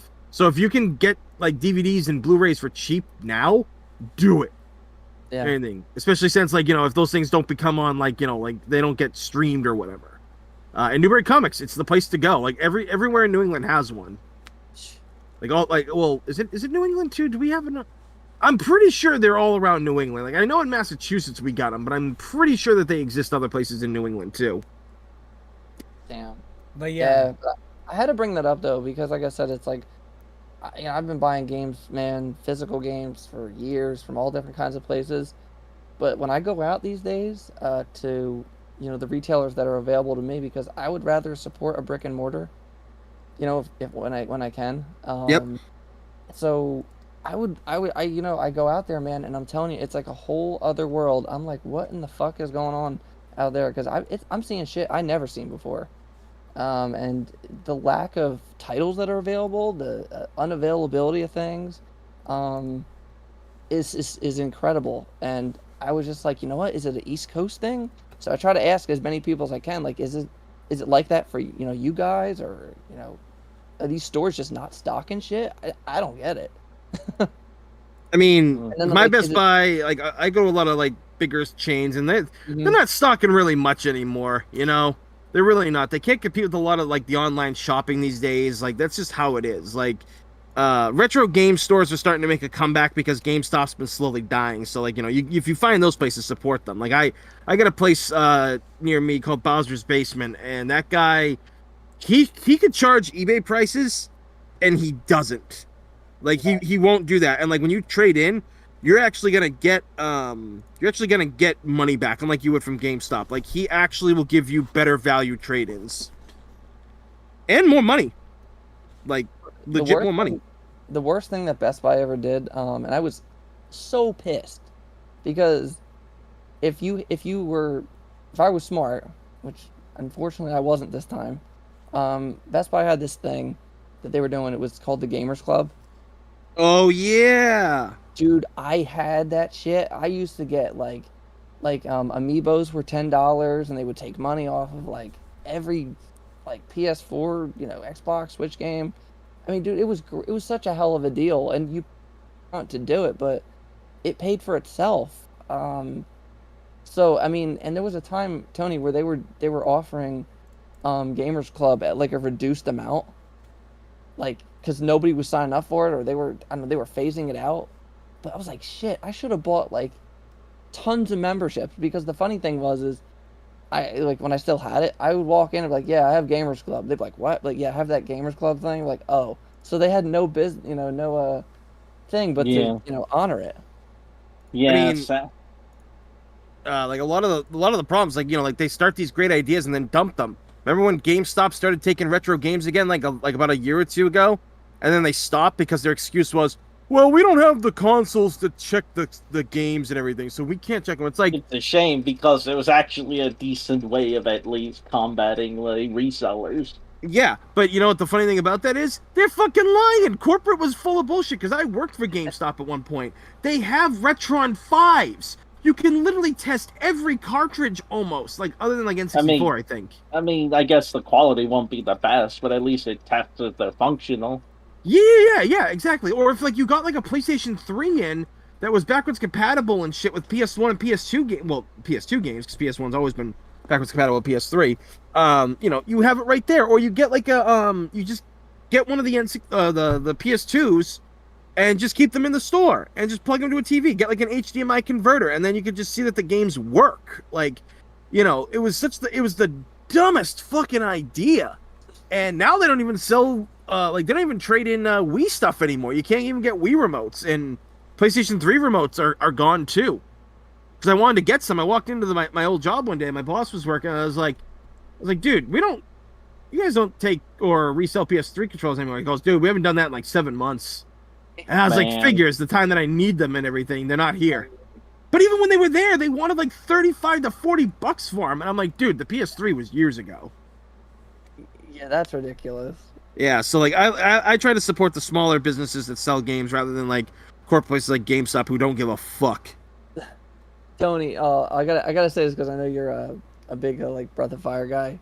I remember at one point my Best Buy was doing this experimental program where you would go to the store, and occasionally much like how when you go to like the Switch section, like you see like limited run games.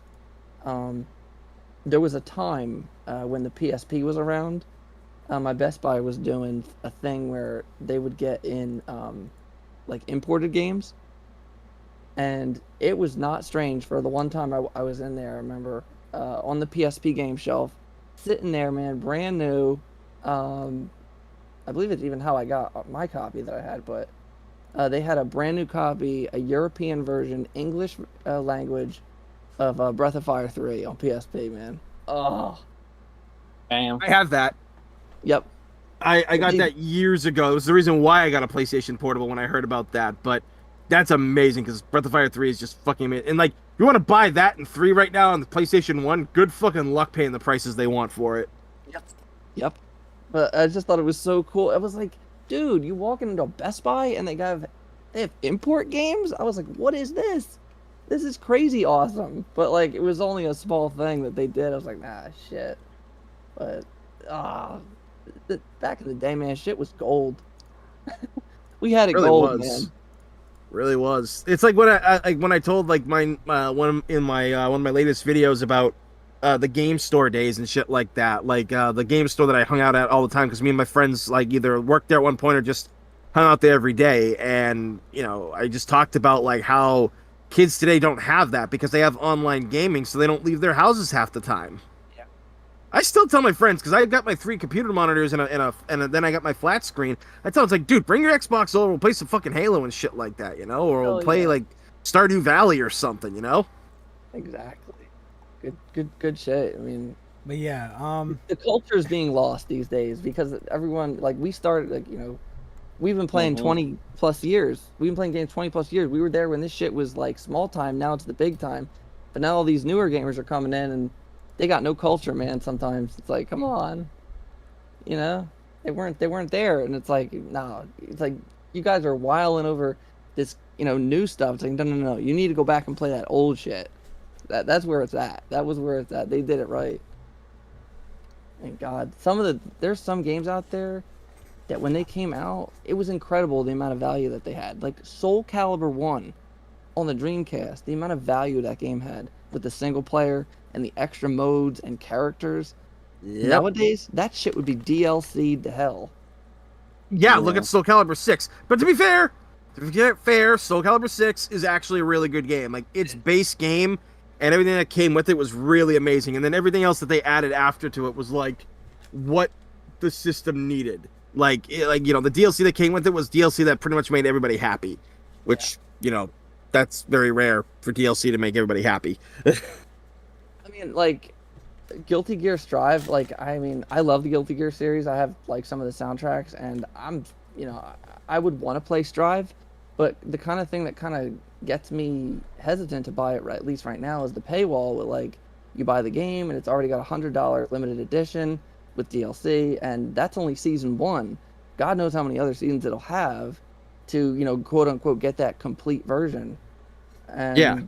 I'm just like, I can't support that. It's like, I can't. I love Guilty Gear, but I can't pay for that because you're not just paying $60 anymore. There's all these other things that you have to pay to get that completed version and then you get burned anyway because then later on, you spend all that money and then, oh, here's this super ultra complete edition and, it has all the DLC on it. It's like, oh, well, there you go. I've learned my lesson with fighting games for the most part. I'm just like, I'll get them later. Yeah. but yeah, holy shit, the stream's been going off for 4 hours. Yeah. Fuck me. But I am planning on doing possible another one of these. Oh my God, yes. Depending on what subjects I can get, it's either going to be a monthly Survive Talks or a bi-weekly. Haven't decided yet, but I am definitely going to be doing one of these again.